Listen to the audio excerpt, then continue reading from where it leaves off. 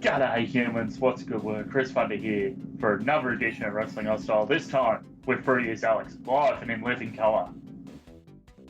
Yo, I don't think I've been on this podcast all year. Get out. I'm a dad now. I'm allowed to say these things.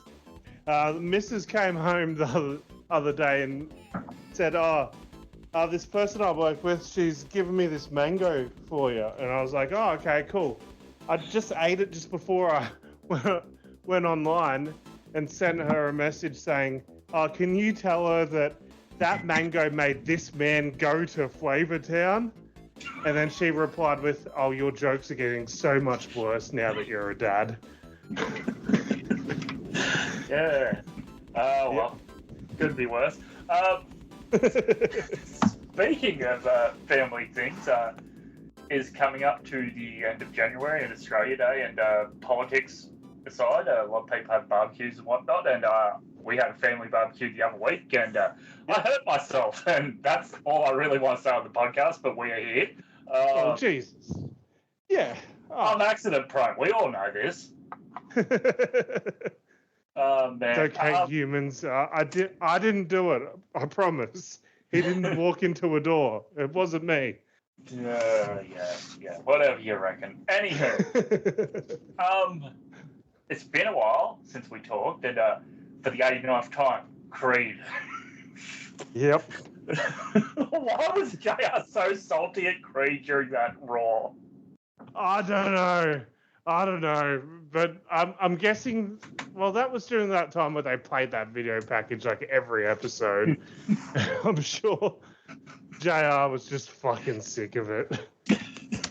It's just like pretending to cry. Oh man. I suppose we should talk a bit of a serious note here for our North American listeners. The wildfires, the bushfires going through California. Those long-time listeners of ours will know one of our first episodes was just after the Australian bushfires, and we send our thoughts out to everyone over there.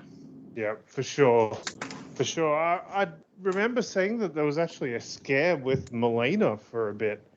They couldn't find her for a bit. Yeah, any update on that? Yeah, she ended up being contacted, and yeah, she's safe and sound, but yeah, there was a scare there for a moment, which is bit of a shock to the system to give it the wrestling tie-in, but yeah, thankfully that's okay. But yeah, whole thing's just tragic, and yeah, gives me flashbacks to when we first started recording, and I recall recording and yeah, looking out the window, and it's just smoke everywhere over here. Yeah, well, thankfully it's not that bad. What was it today? Because I was talking to one of my mods in Discord. Oh, yeah, it's only 36 Celsius, which is 97 Fahrenheit, but it felt like with the humidity 44 Celsius or 111 Fahrenheit. Oh, here I was complaining about 30 here, but it was pretty humid. Yeah. It was one of those summer days where it's like, the temperature doesn't say it's high, but it's like cloudy and humid and just gross.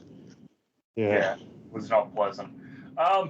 As what happens every year with January, we get into our rhythm. We're like, yeah, we can keep going all January, and then Chris works, and then Chris regrets saying that we'll do more shows. Yeah. Oh boy. How much? I'm still trying to figure out like how to be dad and podcast as well. So, yeah. How much, I guess, the first week of January wrestling did you watch? Because there was a fucking lot. You'd be shocked by how much I actually did watch. Go on. Well, I watched all the New Japan stuff. Even your favourite match of all time? Of course I watched a Rambo. We'll get there shortly, but yeah, New Japan. Yeah, I watched that. I watched Wrestle Kingdom, Wrestle Dynasty, and bits of New Year's Dash. Wrestle Dash. Wrestle Dash, yes. I actually watched that January 1st Noah show. Oh, okay. That makes one of us. I watched via certain means. I watched like 3 matches from it. The last 3 matches. The big 3 matches. Yeah. Main and 100%. I only watched it to see what Omos looked like in Japan. We can talk about that in a moment. I watched all the WWE stuff, a fair chunk of AEW, yeah. Did you catch any of the STARDOM stuff that went up online for free? No, I didn't. I don't blame you, because I was sort of hitting the wall by the time New Year's Evil came around. I watched a bit of TNA the other day. Oh, yeah, we can chat that too. Okay, so we might as well start with Noah, if I can find my Noah tab. Okay, we'll start off with Noah and the new year. Alex, did you catch any of Kenta versus Keno? Because apparently, by all reports, that was a really good match. I did see the hang on. Yeah, I saw like clips of it, which were on Twitter, and then that made me go, oh shit, I need to watch Omos today. Okay, so how was the GHC Tag Team Championship match of Marufuji and Sugura as the defending champs against Team 2000X? Honestly, like, they just made Omos look like such a big deal and so indestructible and such a monster, and it's like, this is the best he's ever been presented, ever. Yeah. Actually, no, Giant Ninja was pretty good, but...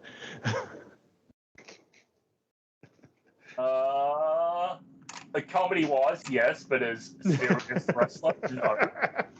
Who is this fast ninja? Nah, I'm joking. I'm joking. The ninja thing sucked. Oh, man. Tozawa's still struggling to recover. Yeah, we can talk about that. Next week, humans, get ready for the Wazzies. But, yeah, this tag title match, any real thoughts there? Fun little match. Yeah, just made Omos look like a star. It was probably about 5 minutes too long, to be honest. But this Jack Morris dude, there's something there with this dude as well. I'm not that familiar with him, but yeah, there's something there with him. Well, that's good. Yeah. And there's some weird stable where it's like Jack Morris, Omos, and Yoshitatsu. They've got Daga. Isn't that a former luchador of Mexico? Yeah, former partner of very popular new Knockout. Yes, I can say that now. Yep. Yeah, that's right. Hey, I actually caught a bit of the Daga's match, actually, from Noah as well. Oh, okay. Really good, actually. Yeah, so the finish of it was good. But yeah, anything else, I suppose, quickly? The Mora match? Yeah, so actually, I saw the last 4 matches because before the Omos match, I saw Manabu Soya versus Masa Kitamiya. And it's just... You are pronouncing those names and not me. Yeah. It's just 2, like, big hosses, just big, thick boys. It's just... like a couple of Ishis going at it. It was so fun. So the national titles kind of just become the big strongman title. Yeah, the big strong boy division. Like what was it? The Never title was for a few years there in New Japan. Yeah. Oh god, Minoru Suzuki as Never Openweight champion was the best. Oh man. Yeah, now he's stuck in MLW purgatory. Ugh. Yeah, my God. Yeah, so that was a really good match. Nakamura versus Uka Sasaki. Yeah, definitely like Nakamura facing a much younger version of himself. And that was sort of the story told here, and it was an okay match. It was one of those instances of I'm not sure Nakamura really gives a fuck. Yeah. Was this probably Nakamura's best match in, I guess, since his Muta match? Because he's just been on a stink since that match. I didn't mind. I didn't mind his Survivor Series match where he won the US title. Yeah. I thought that was a pretty good match. It was just sort of overshadowed by LA Knight, like, having boo-boo face all match. Yes. And, like, yeah, making his entrance and throwing his belt away. Yeah. But I thought that was a good match. I think that was better than this one. Yeah, and the main event was fantastic. Azawa versus Kato Kiyomiya. Yeah, just a new champ. Azawa wins. Yeah, it's Kato Kiyomiya is a fucking star. It's just in the wrong company. Yeah, but over in Japan, it's not like North America. You don't poach somebody's talent, especially with this United Japan agreement in place where it's like Noah and New Japan and All Japan and a few other promotions all work together. So that's I did say that. Yeah. Yeah. I guess that's more for like trying to attract people to wrestling and not actually working together. A little bit. Yeah. And it's more so like not a union per se, but like somewhat to it. Yeah. Yeah. I will say I love Pro Wrestling Noah's stage for these big January shows. The big January show every year is just a big wall, big letters, Noah. It looks great. Yeah. I will say sort of Wrestle Kingdom stage was a bit of a letdown this year. Sure was. There we go. Yeah, it's just like a big screen, big letters. Gets the job done. I like how it's simplistic yet still quite grand and large. Yeah. This was an okay show. Wrestle Kingdom didn't have a hard act to follow. Fair enough. Did you catch what's their follow-up show? New Year Reboot. Did you catch any of that on Wrestle Universe or other means? Nah, I didn't. I did not. They had me for one day. They didn't make the most of it. Look at this 6-man on paper with your boy Omos, Jack Morris, and you, Ottawa? Yeah. Versus El Hijo del Dr. Wagner Jr., Jello Del Mal, and Saxton Huxley. Remember Saxton Huxley from NXT UK? No. Muscle Cat guy. I'm gonna have to Google it. Okay. I do not remember what the fuck a muscle cat is. Anywho, what was I saying? Noah. So it looks a bit like Brody. Saxton does. There you go. Oh, yeah, I do remember him, actually. Yeah. Oh my God, I loved him. It's like everything else NXT UK. Huh. There we go. There's a better photo of the lad. Yeah, it's sort of like Caveman Ugg of the UK, I guess. in a sense. Yeah. No, that's... Yeah, I loved that guy. I just haven't thought about him since I last saw him. Yeah, whatever happened to NXT UK? That's right. We closed it down and never coming back. Yeah, what's Eddie Dennis up to these days? There's a name I haven't heard of. Well, whilst you touched on Noah there, I might as well touch quickly on Stardom here. Stardom Dream Queendom from 2024, December 29th. So this I watched after we did our last show. I just saw the two main matches here of Natsupori defending the Wonder of Stardom Championship against Starlight Kid. Starlight Kid here getting the win in about 24 minutes. Really good match. I've always enjoyed Starlight Kid, very luchadora type style. It'll be interesting to see what happens there in the year going forward. And Tam Nakano, also of Cosmic Angels, defending the World of Stardom title in the main event against Kitamina. I believe I'm pronouncing that right. My apologies if I'm not.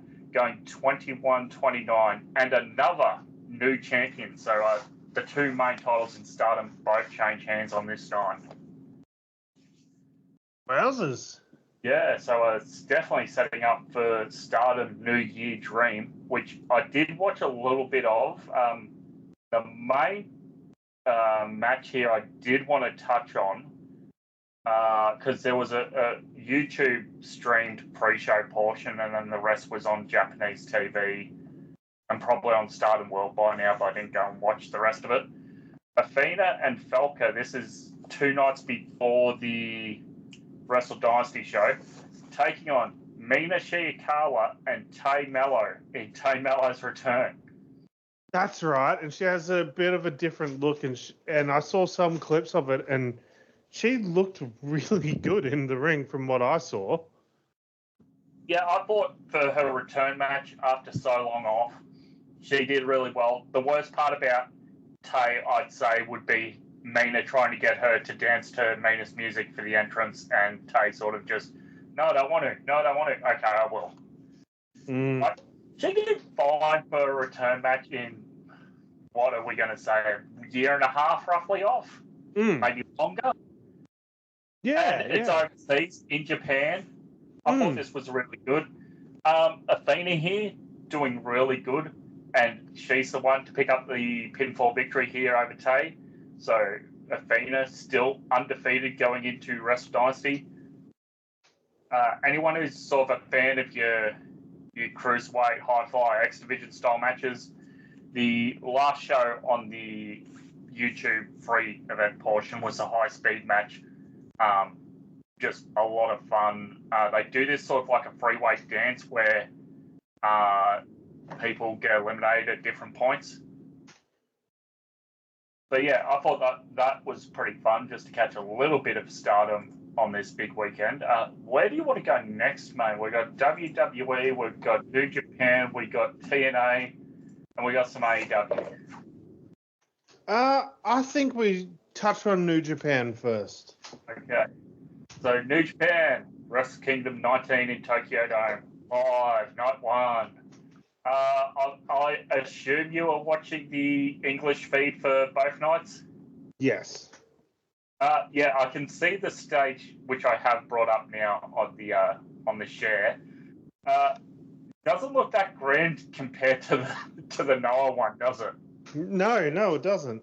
Especially during the day portion of the show where the Tokyo Dome sort of still has the sunlight coming in. Yeah. But yeah, did you watch this live, or did you sort of just watch this a few days after when you could catch it? I watched this live, but when I joined live, it was, I think it was after the junior tag belts. Okay. And then I went back and watched the Rambo because fuck it. So the way I watched the show was I watched the pre-show, I went out, I got dinner, I paused the feed live, I came back and it was Evil making his entrance. I missed the first 3 matches live and watched them back later. So we start off with the Rambo. Alex's favourite match stipulation in all of New Japan. Did you like it more this year that it was just a straight Rambo and the winner is the winner and it's not a stupid ball-way winner thing? Yes. I liked this more than the last couple of years where it's for the fucking king of the bullshit, whatever. King of Okada's dream division. Yeah, and they only just got rid of it, didn't they? Yeah, so Okan retired it on one of the Road 2 shows in December and campaigned for this to be for the #1 contendership to the IWGP World Heavyweight title. Hence why Okan comes in at #1. Right. So he comes up with the idea and he gets the worst spot in it. I never said Okan was the best negotiator. Oh, man. Where are my notes for this? I did have stuff down. I'm just trying to see if I can find Wrestle Kingdom because I found Wrestle Dynasty. No, that's still Wrestle Dynasty. Okay. I don't think I can find my notes. Bugger. Okay. So, yeah, I thought the Rambo was a lot of fun. I know people criticise the Rambo. I thought it's fine. It's a lot of your sort of mainstay newer guys of New Japan, your Okan, your who else was in here who's sort of newer? I guess to a lesser extent, Taichi. Sonata's in there, Oleg Bolton, Josh Barnett, who's sort of more on the New Japan strong side of things. You've got Kenta, you've got former world champions Kojima, Makabe, I think is. Ishii's never been. Nagata has been. So you've got a good mix of that, and a surprise of Alex Zane coming in last.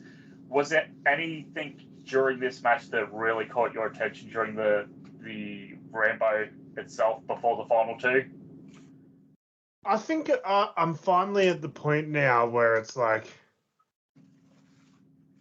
I think I'm finally comfortable enough to say, I don't get Josh Barnett at all. Well, we can talk about that soon because there's a GCW event. Yeah, which even Nefarious Means didn't care enough to put a link up for it. What, you mean they didn't care to air the 6-hour event? Jesus Christ, this event. We'll talk about that in a minute. But you don't care for the War Master, Josh Barnett? No, it's like, okay, sure, you were like a UFC heavyweight champ before the UFC heavyweight title really meant anything. Before people started watching UFC, you were in the UFC. Cool. And then when people started watching and when actual talented fighters started joining the heavyweight division, guess what? You sucked. You weren't that good. When there was actual competition there, you weren't that good.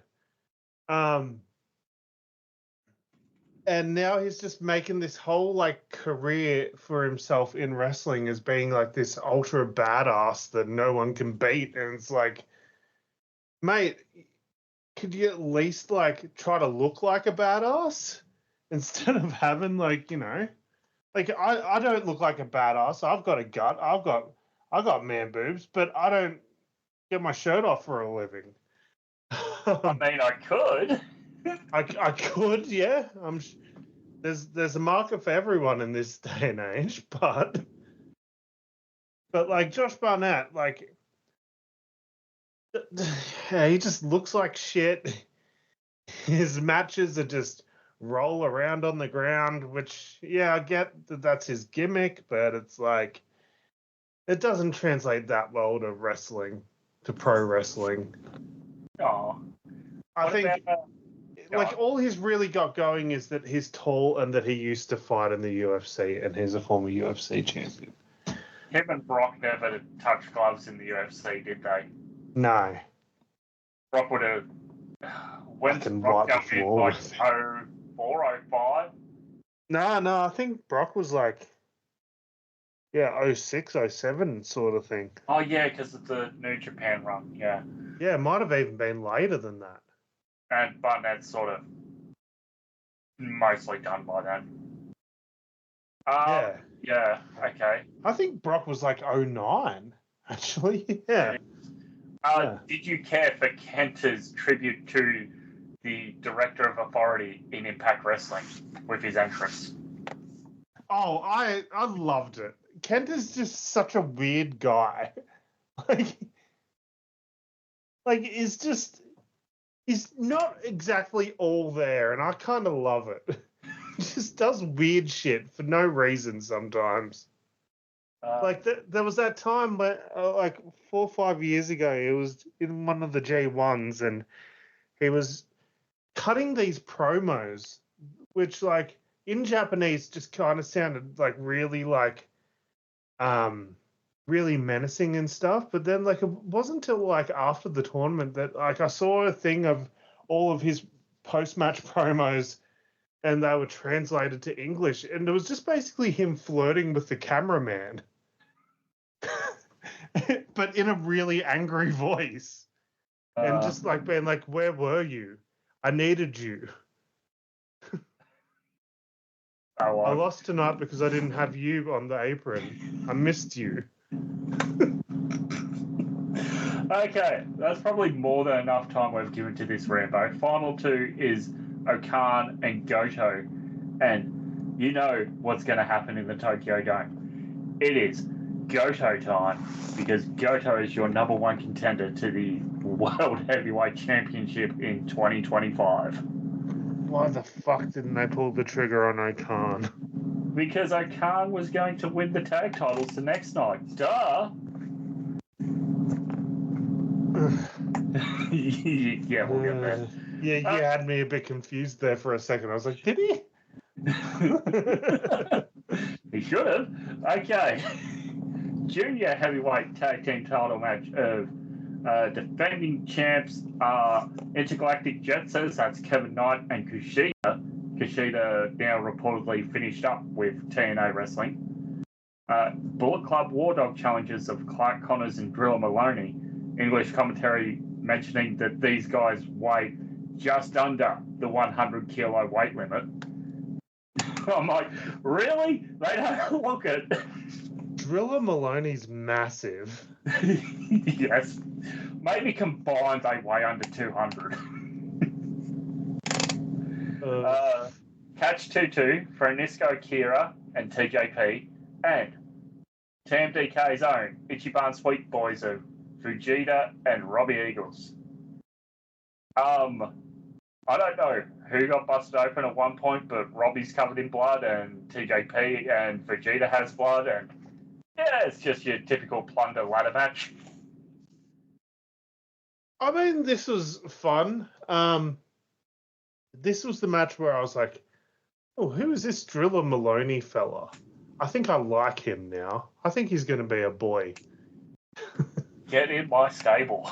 Yeah, I was like, Drilla Maloney, welcome to my stable.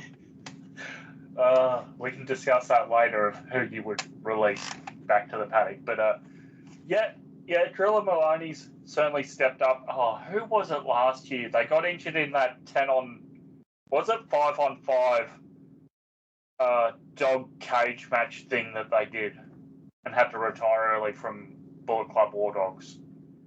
Alex Coughlin? Thank you, yes. Yes, Alex Coughlin had to retire early last year. Yeah. That was the one with the mustache, wasn't it? Yes, he looked like Rick Rude. He looked like Don Fry. Like a former... Yeah. Yeah. The infamous Fry Takayama spot. I will say, I do love a good junior ladder match, but I don't know if everything was fought out here. There would seem to be like one or two spots where someone was down and supposed to be gang up for the next point. Yeah. Gimmick matches in New Japan feel wrong. It doesn't feel right. It feels a bit icky. They do a little, don't they?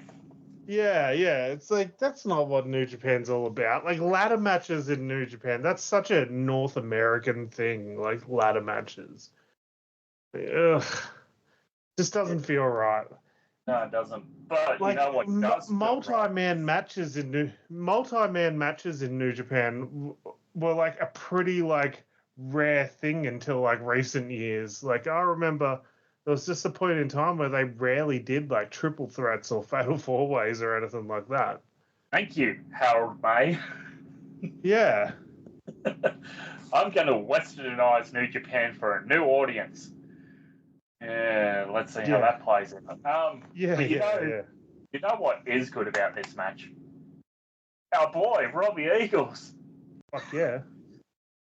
Like, Fuji's the one to pull down the belts, and of course, when it's a tag team match, sometimes you only need one belt, sometimes you need both belts, and tonight he needed both belts, and he was pretty exhausted trying to get the one down, but yeah, new tag champs. Did not see this coming of all three guys. Yeah, no, this was fantastic. Very happy for Robbie. I feel like he's still like getting slept on by the New Japan fan base, but I think he's starting to get a little bit more of the credit he deserves. Yeah, that's very true. Following that, the women get a spot on this year's card as the IWGP Women's title is defended. Mayu Iwatani, the defending women's champ, takes on Azumi. Have you seen either of these two before? Yeah, I have actually. I can't remember what, but I definitely have seen them wrestle before. One of the two Stardom New Japan crossover shows from the past 3-4 years? Yeah, possibly. They're every time I've seen them, I've been like, yeah, both of these girls can fucking go. That's for sure. So, yeah. Was not disappointed when I saw this match. I was like, oh, this is going to be a good one. So they wrestled this match more like Stardom's high-speed division than the, is it World of Stardom's the main belt, if I'm remembering Stardom's hierarchy correctly. This was wrestled more like a cruiserweight X division match than a world title match, because they only went 8 minutes and change, but by God, did they use the most of their time. Now, I really enjoyed this match. I felt this could have been a front runner for match of the night, maybe going into some of the later matches, but what do you think so far? I think we were on one at this point. It was like, yeah, this is a very good show at this point. I loved the women's title match. It was just like the further it went on, it was like, oh shit, how are they going to keep this up? It wasn't a sprint to the finish. It was a sprint the entire match. Yeah. But yes, Mayu Iwatani retains, righting the wrong of last year when she was left off the Wrestle Kingdom show. Yeah, and I think she just proved that they will never do that ever again. They shouldn't. No, God, she's fucking good. They're both just super talented. Mayu, though, like, at this point, like, in Stardom, like, she's a legend there now. Yeah, that'd be fair to say. That'd be fair to say. Considering the career span of those Joshi girls and how they usually finish up pretty young. Yeah. Yeah, Mayu Iwatani is a legend now. How old is Mayu? She's only 31. See, like, in the 90s, that's like 2 years past her fucking retirement age. It is. Beginning of in-ring career, 2011. She's been going for 14 years. 31, yeah, that is a long Joshi career. So about 15 she debuted, yeah. That's it. Yeah. Following that, New Japan Television title four-way match that originally was a three-way of Ren Narita, yes, House of Torture, your champion, defending against Jeff Cobb and Rihei Owa of Team DK, who had Hartley Jackson in his corner. But at the last minute, surprise challenger appears, El Phantasmo, who returns with Jado, and he's got good news because he took time off, he had cancer, he is now cancer-free. Yeah, that's fantastic. Sorry, I just had to do some Googling. Bull Nakano retired from wrestling in 1997. She was 29 years old. Oh. How old was Alundra Blaze when she sort of finished with WCW? I think because Medusa had been around since the mid-'80s, so she... actually, I need to not search Medusa. I need to search Alundra. Yeah. So 1963. So we'll do. Hang on. Whilst Alisa works on his Dynamath there. This Yeah. Give me a minute. Match I thought was pretty good. Sort of paint my numbers, and with El Phantasmo being added, it was almost a lock that this was just going to be a feel-good moment in the Tokyo Dome for a returning Phantasmo. Yeah. As much as I'm personally not a big fan of El Phantasmo, I've made that clear many times before. This was a really good moment. It probably was the right decision, especially if you are looking at this as more of a Westerner viewing New Japan. It is your feel moment of the weekend. This guy who's recently left because he had cancer and returned just in time for the biggest show of the year wins a belt. Yeah, it was perfect. I've never been a big fan of him, but fuck, man. Like, it's not like because I don't like his wrestling style, I want him to get taken out by cancer. Jesus Christ. Of course not. Have you looked at Twitter lately? Yeah, well, yeah. Alundra Blaze was 38 when she retired, and that was 2001. Really? Yeah, that's when she retired full-time from wrestling in 2001 because she didn't like the direction in which women's wrestling was going. So how old did you say? 38. Yeah. She was that much older than Bull Nakano. Becky Lynch is 37, so Becky Lynch right now is about the same age as her. Yeah. And you could argue, like, if Becky Lynch retired tomorrow, yeah, fair. And there's nothing else for her to do. And Rhea's 28, so Rhea's the same age as when Bull retired.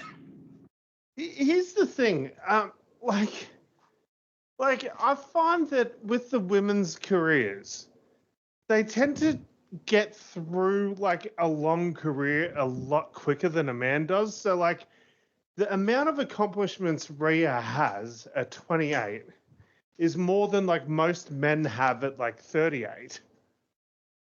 They seem to like, because the storylines aren't as long and they don't, and because there's not as many women, they get through the championships, they get through the accolades a lot quicker. So then you find yourself as a woman in your early 30s being like, I've literally done everything.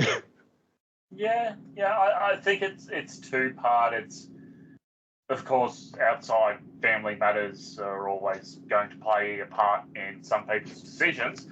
I think it's a part of possibly the division itself being smaller for the longest time across the major North American companies, your WCW, WWE, Ring of Honor, TNA, AEW.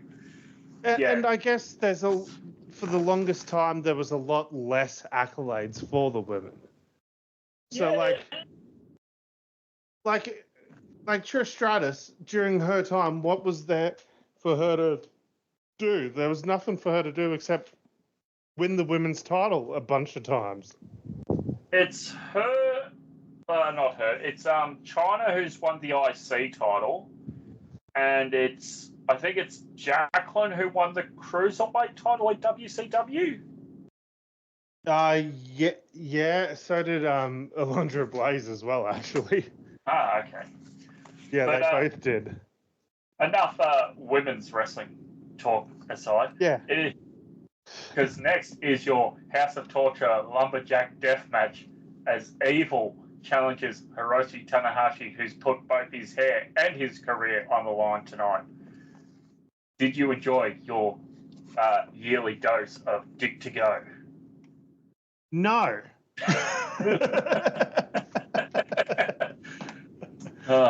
Geez, there's no pleasing some people.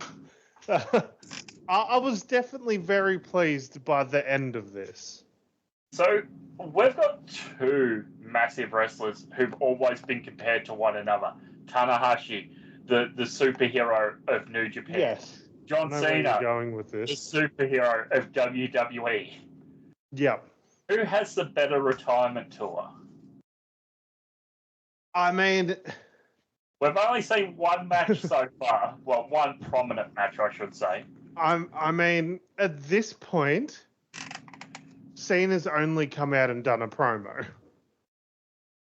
So I can't really judge it yet. So right now, I'll say Tanahashi just because of what happened night two at the Tokyo Dome and what happens after the Evil match, the post-match angle. Oh, yeah. So Evil and House of Torture look to beat down Tanahashi, and there's... I love this spot during the match. It's Master Watto. Evil fucking spray paints him. It's like, you fucking nerd, what are you doing here? You fucking idiot. I will say this on air. I did share a screenshot of that, and then New Japan went, "Hey, what are you doing sharing screenshots to Twitter? Bonk." Oh, did they? God, they're stupid. Like, when New Japan was at its peak, like 2018, like, with the Kenny Omega and all that sort of shit going on, like, New Japan doesn't get as popular as it did without people, like, on Twitter sharing GIFs. There's the photo. What are you? You geek, you. You fucking idiot. But yeah, New Japan just went, "No, you can't do this. You can't share it." So then I just shared a GIF that somebody had already uploaded to Twitter, and I went, "No, again." Oh, God, they're so dumb, man. Like, remember Showbuckle, who used to do the New Japan documentaries in English on YouTube? Oh, yeah. And then he got bonked a few times, and he just said, "Yeah, it's not worth it anymore. I'm retiring," and just left. Yeah, I can't remember who it was on Twitter, but, like, they made, like, a fucking, like, a career out of just sharing GIFs of New Japan matches and keeping everyone up to date with it, and it got everyone fucking hyped, and then New Japan World became a bigger thing, and they just kept getting hit with the copyright ban, and it's like, all right, no point in doing this anymore. By the time AEW came along, they were like, all right, let's just post about that instead. Yeah. Oh, boy. Yeah, so... fucking spray paint Master Watto, you fucking geek. Anywho, after they spray paint Master Watto and lose, they're going to beat up Tanahashi. Lights go out, lights go on. It's Shibata at his back, and Shibata says, and Charlton translates on the commentary, that Tanahashi, you're not tired, are you? You want a match tomorrow? Tanahashi goes, "I'm never tired. I'll fight you tomorrow." Yay. Yeah, yay. Just dudes being dudes. Following that was the double championship match of Shingo Takagi defending the Never title against Konosuke Takeshita defending the international title of AEW with Don Callis ringside, not on commentary. Yeah, bit of a waste to not put him on commentary while you had him there. That's what I was thinking too. Like, actually, now that I think back to the glory days of New Japan, like, Don Callis was on commentary for it. Yes, like, you have English commentary table. Put him over there. Yeah. That lone criticism aside, I'm sorry to the women's match. This became the front runner for match of the night. Hard hitting, never style matchup, made Takeshita in front of the New Japan faithful at the Dome. Yes.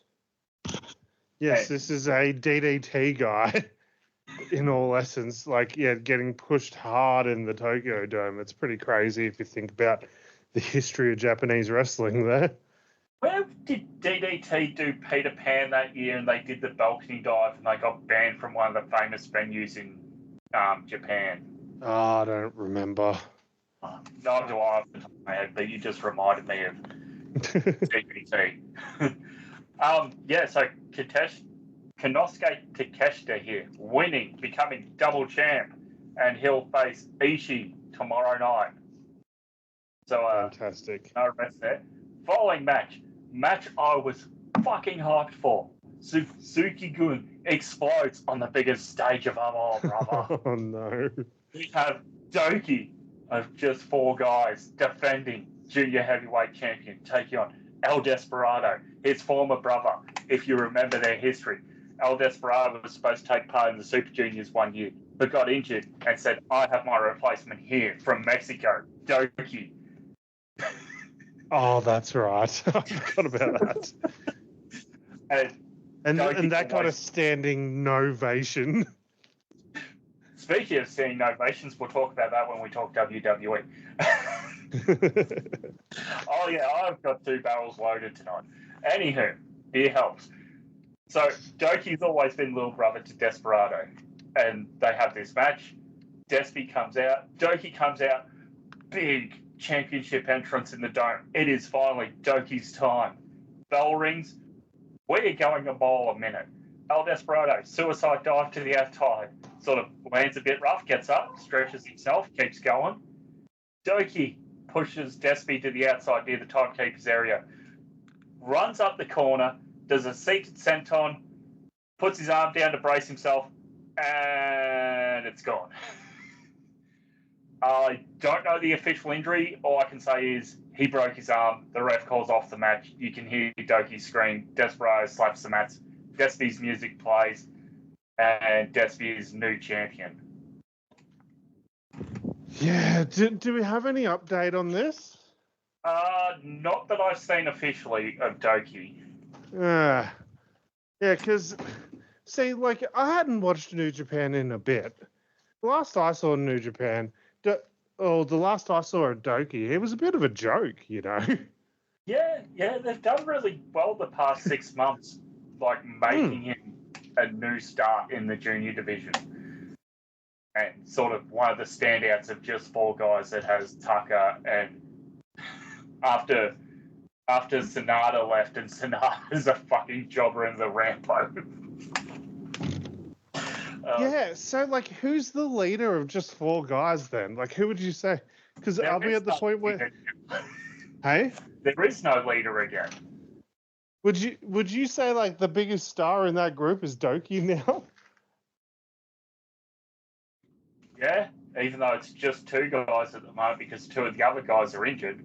Because you got Yuya Uemura out injured and Doki's out injured. So you only got Tucker and Taichi. Hang on, what's Yoshinobu in then? Yoshinobu Kadamaru left to join House of Torture. Okay, I could have sworn he was in just 4 guys, but I'm probably wrong then. It was until around my birthday of 2023, so he's been out for a while. Oh, okay. Yep. And Sonata turned on them to join Bullet Club War Dogs because everyone joins Bullet Club War Dogs. Yeah, what the fuck? It makes no fucking sense. Anyway. At least Despy here had the veteran wherewithal. He goes over, he grabs the mic, he goes in the ring to direct the camera's attention away from Doki so they can sort of treat Doki off camera to get him backstage. Yeah. So Despy here looking pissed that he won this match. I don't know if this was the plan, I feel more like it was Doki's time to win, but at least they've got someone who's a credible champion and not like Doki faces Master Watto. Oh shit, Master Watto's won the belt. Oh, Jesus. Third from the top, global title. We have David Finlay, who's been champion for almost the entire year, other than that like 3-month run where Nick Nemeth had the belt for some reason. Oh, that's right. Oh, it was last year's Wrestle Kingdom where like the Nemeth brothers were randomly there. That's right. Remember when everyone thought, oh, they're going to challenge for the IWGP tag titles or the New Japan Strong tag titles? I think someone somewhere realized like, oh, Ryan Nemeth's shit. Let's not have him wrestle. Because like they thought they were going to go that way in TNA as well, and they just ended up just going, nah, Nick will do. Yeah, they did. So David Finlay defending against Yota Tsuji of Los Ingobernables del Bon. Really good match here. Better than I thought match coming out of David Finlay for this title that's just sort of been meh of the year. Yes. Tsuji, one of your guys, I believe you picked him a year or two ago as a rising star for the Wazzies after his excursion. Yeah, I'm a big fan of him. Gives me Edge vibes. Yeah. Oh shit, we're gonna talk about that too. It gives me Edge vibes. He doesn't give me Cope vibes. He gives me like he gives me that whole like 1999 Edge sort of vibe. Good entrance music. Yes. What was on the other day? Yeah. I was on YouTube and it came up as like you're suggested to play next. I was watching some wrestling thing. Raw 99 Tag Team Battle Royale Royal Rumble thing. And it's like Kane and Mankind, and it's got the new Midnight Express and Doom 2000, Farouk. And, God, I can't remember who was with Farouk. So I've always found that going back and watching Attitude Era Battle Royals really like highlights how fucking overrated WWF in the Attitude Era actually was. Because like, sure, the main event scene was fantastic, but you go back and watch the Battle Royals during that time, like, seriously, just watch Royal Rumble 98, Royal Rumble 99, Royal Rumble 2000. They all suck because, like, it's just a bunch of fucking shitty mid-carders. It's like, oh, yeah. Because, like, you watch Battle Royals during that time, and it just shows how shit the mid-carders were at that point. Like, by 2000, like, the mid-card is fantastic. But, like, until like, 2000, it's like, oh, yeah, here's fucking... Like, Royal Rumble 99 starts off with Vince and Stone Cold in the ring, and then it's like, oh, here comes entrant number 3, Golga. You leave Golga and the Oddies alone, thank you. The Oddies were also in this Battle Royale. Of course they were. Okay, Eddie. Yeah, the fucking new Midnight Express. Anyway, go on. Antai. Is it like a battle between Taka Michinoku and R-Truth for who's going to be the last Attitude Era wrestler on a major company? Yeah, I mean, I saw R-Truth post on Instagram the other day a photo of him and The Rock from backstage at the Netflix premiere, and R-Truth's talking about how he grew up watching his childhood hero, John Cena, have multiple matches against The Rock.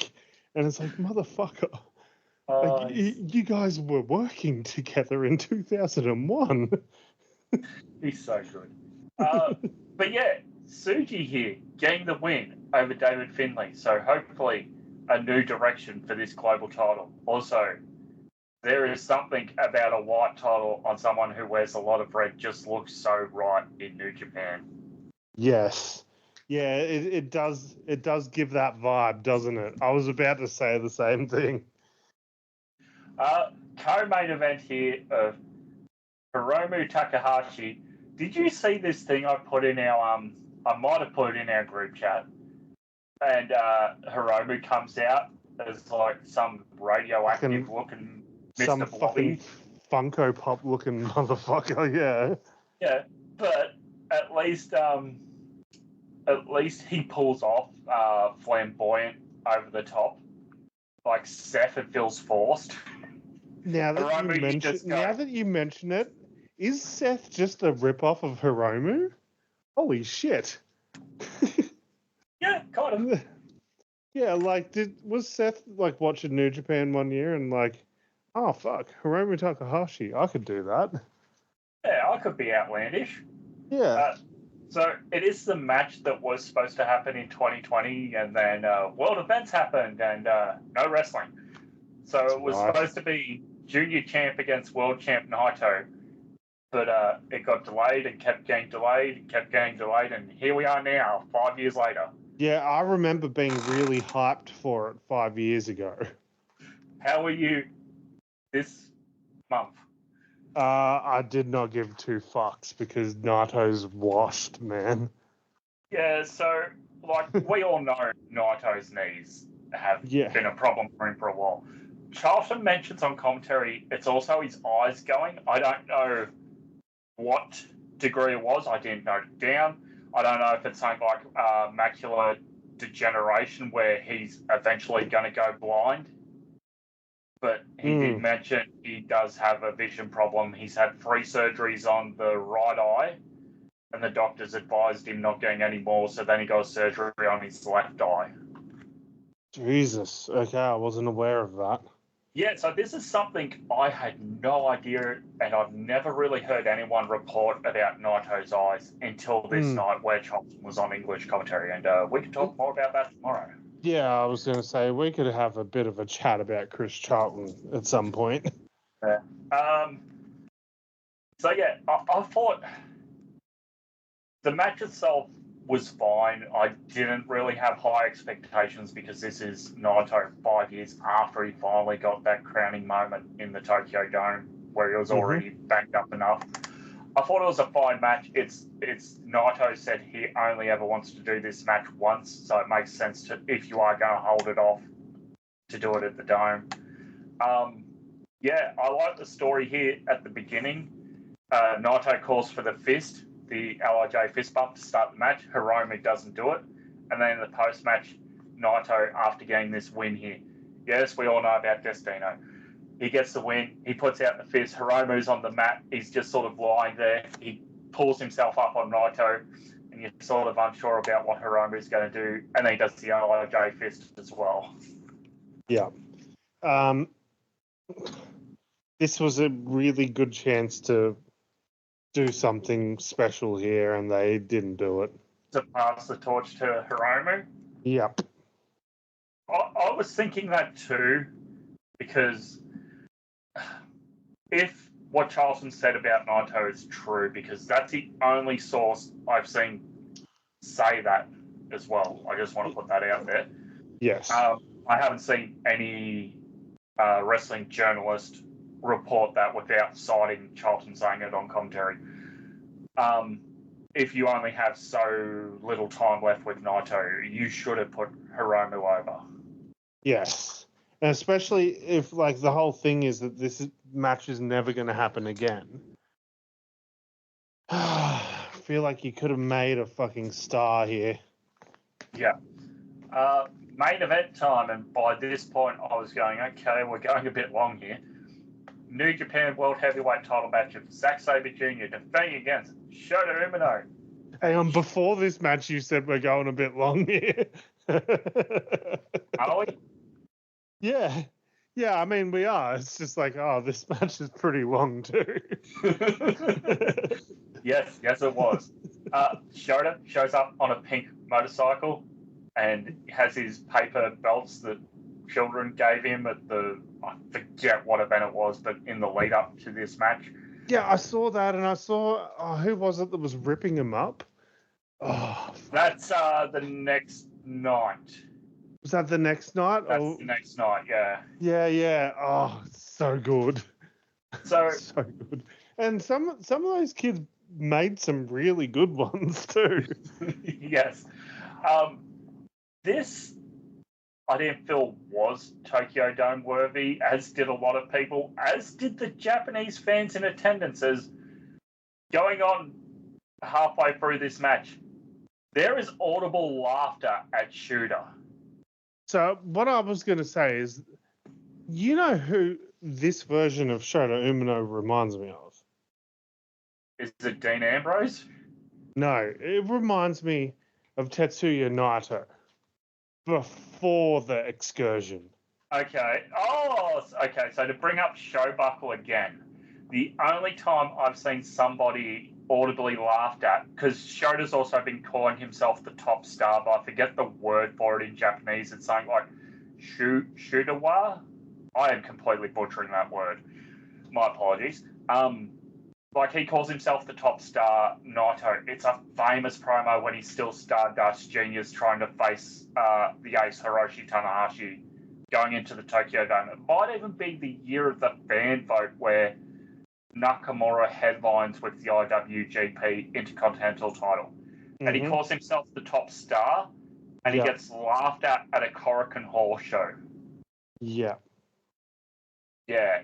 Yeah, and so I completely forgot about that. Like all I see, like when I look at Shooter is like there's something there with him. They're just not presenting him the right way. It's very much so a case of Tetsuya Naito all those years ago. Yeah. It doesn't help that they didn't learn from him and they sent him out there to call himself the next top star. Yeah, and it's just like you don't do that with anyone ever, because what happens at some point they're going to have to lose. So then you got a guy that's running around calling himself your top star, and he's a babyface, and he's losing. Makes your company look fucking stupid.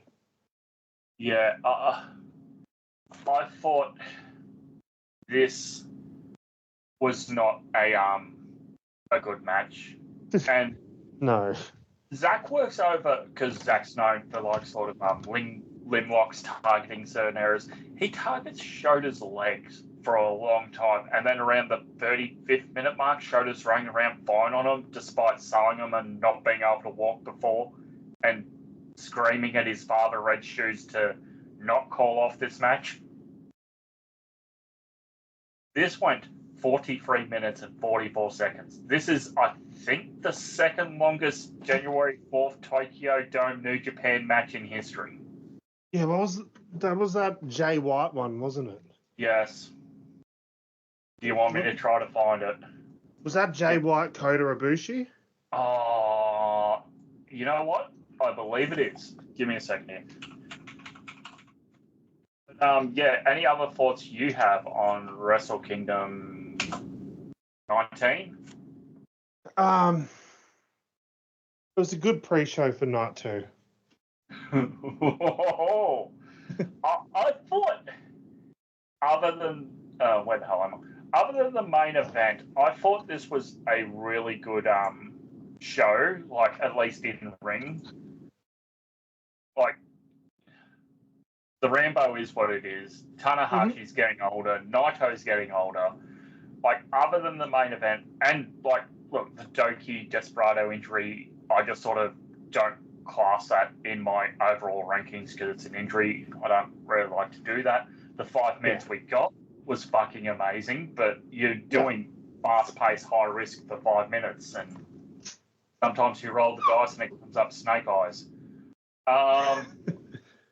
What year was it? It's one of these goddamn years. Jay White, is it night 2 from 17?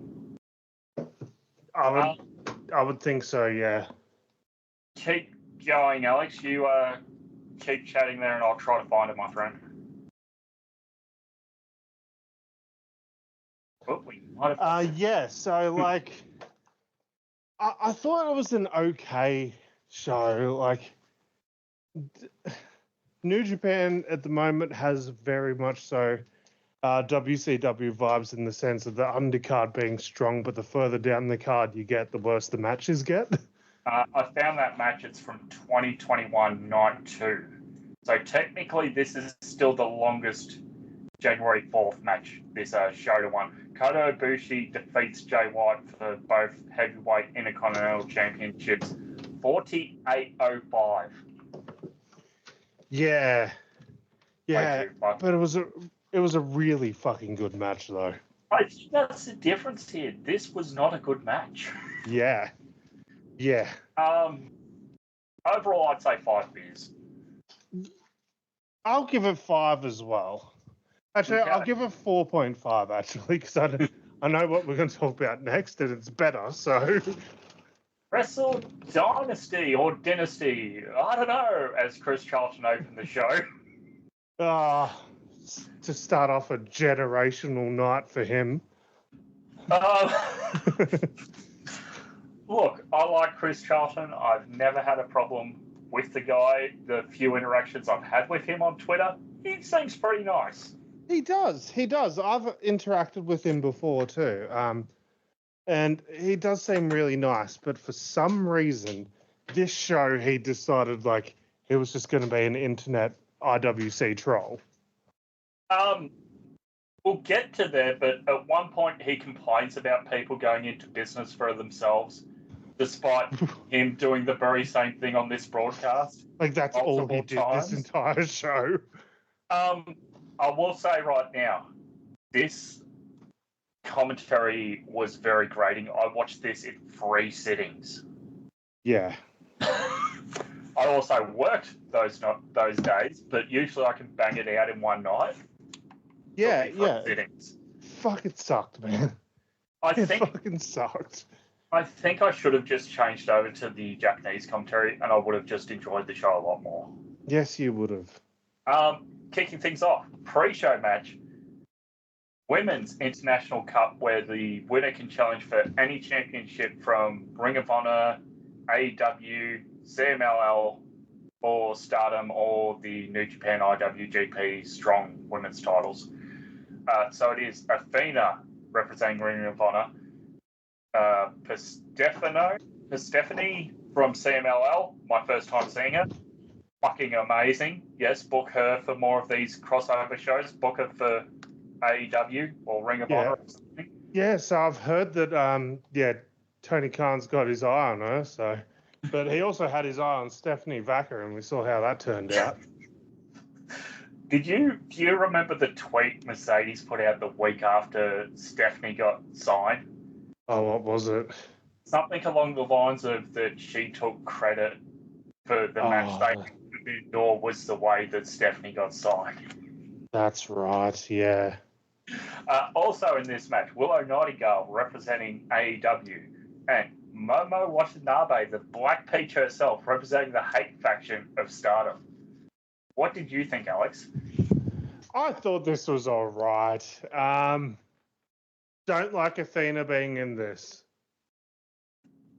But she's cleaned out the entire Ring of Honor division, and Tony Khan, for whatever reason, refuses to move her up to AEW. Yeah, so the only reason Athena should be in this is if she's going to win. Even if she's not the one getting pinned or whatever, I don't like her not winning a match whilst she's on this fucking long-ass title reign. But it sets up for a future challenger. Are we sure that she hasn't faced Momo Watanabe before? Yes, I'm sure. Okay. Well, then there's something fresh that they can do with her. Yeah. So the closing of the match here, Athena sort of hits the O-face. I think it's Willow who's down in the ring. Momo has the ref distracted. Velka, who was teaming with Athena on the STARDOM show 2 nights ago, goes in with the lead pipe, hits Athena. Momo goes in and pins Athena. First pin in like 2 years, they were saying. Yeah. Just kind of a big thing that they've been building to for a while, and I feel like they should have done it on their own fucking programming. Well, that's another thing. AEW, why not co-promote this? Yeah, what the fuck was that? Yeah, no real advertisement of this, which led to gay kids' social media posts calling out AEW for not promoting this show, which also led into Charlton saying things.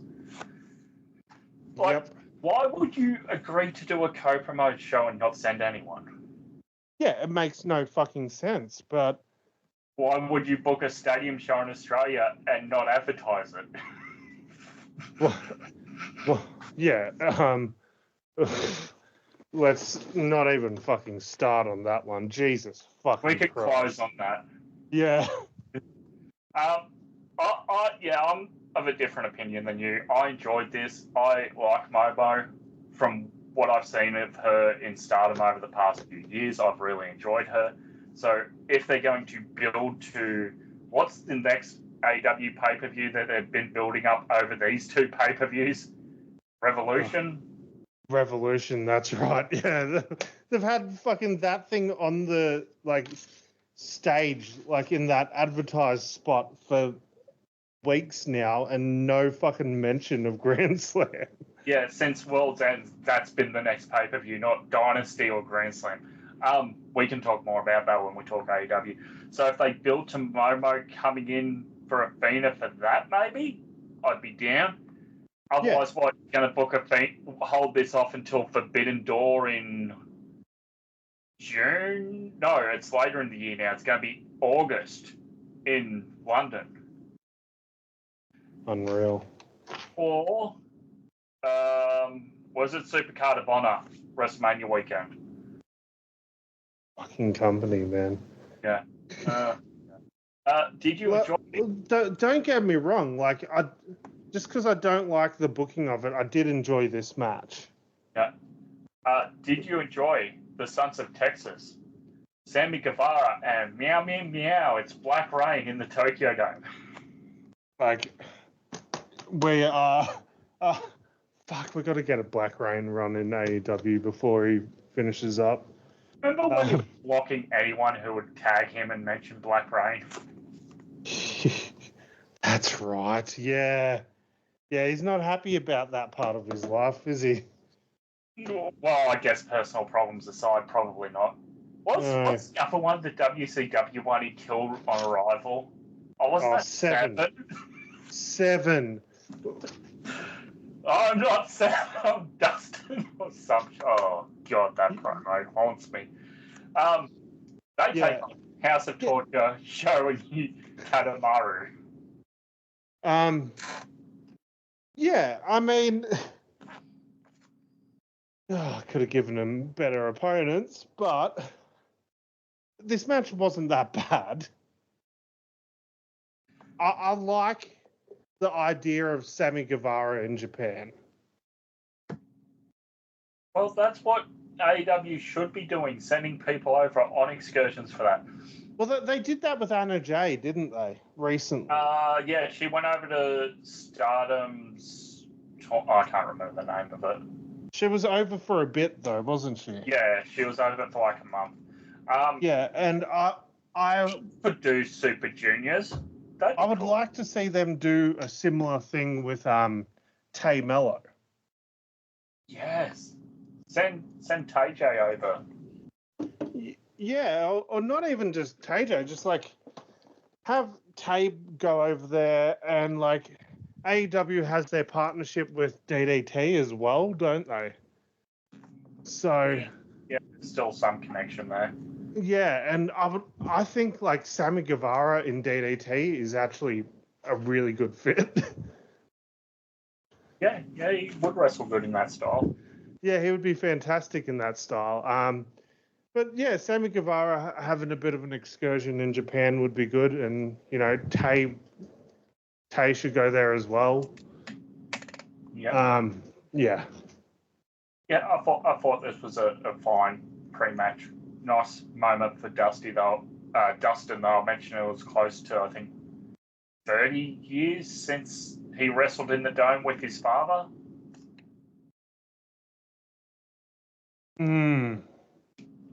So following that, main show itself starts, and we get the Lucha Gauntlet. All entrances are surprised. I don't have the order written down in front of me because that's in my notes that I can't find right now. From CMLL, Hechicero, Mascara Dorada, Sabarano Jr. and Titan representing New Japan, Taiji Ishimori, El Desperado, Kosei Fujita, and Master Wato. I love how the English announcer still introduces Master Wato of way to the Grand Master Wato. Not way of the Grand Master, comma, Master Wato. Yep. Very much like someone in AEW. I thought this was a fun preview for what's to come with the Fantastica Mania tour coming up. Yeah. And it was a fun comedy sort of opener. 7 luchador style wrestlers are in the ring, and then number 8 hits, you don't know who it is. It's the new champion, and all the wrestlers sort of stop and stare up the rampart, and Desperado goes, oh shit, tries to escape, they get him. Everyone hits their finisher on him. I've seen people saying, oh, this buried Desperado. It's a 7-on-1 attack. Yeah, it actually, by them like going after him, it actually does the opposite of bury him. It's like they have, like, these 7 guys have decided to stop focusing on each other because this one guy is more important than the rest of them. Yeah. And Ishimori here squeaks out the win and gets a future opportunity. I think it was a Battle in the Valley this past week or the week before. Ishimori's such... I was messaging like one of my wrestling group chats, and I was like, oh man, I haven't watched New Japan in ages. Getting back into it these last couple of days. Fuck, I forgot how sexy Taiji Ishimori is. God, he's a good looking dude. Stupid sexy Ishimori. Yeah. And then, stupid sexy Taiji. Stupid sexy Taiji. Oh. That's a call back to early days of this podcast. Stupid sexy Taiji. Well, we did see that in the previous fight when the pants came off and him and kind of roared to the back. Following that, the exhibition match of Hiroshi Tanahashi and Katsuyori Shibata going 5 minutes. This is where Charlton begins to go into business for himself, mentioning that Shibata had an exhibition match after his brain hemorrhage. Then had a second one where he went into business for himself and was never called back to wrestle by New Japan again.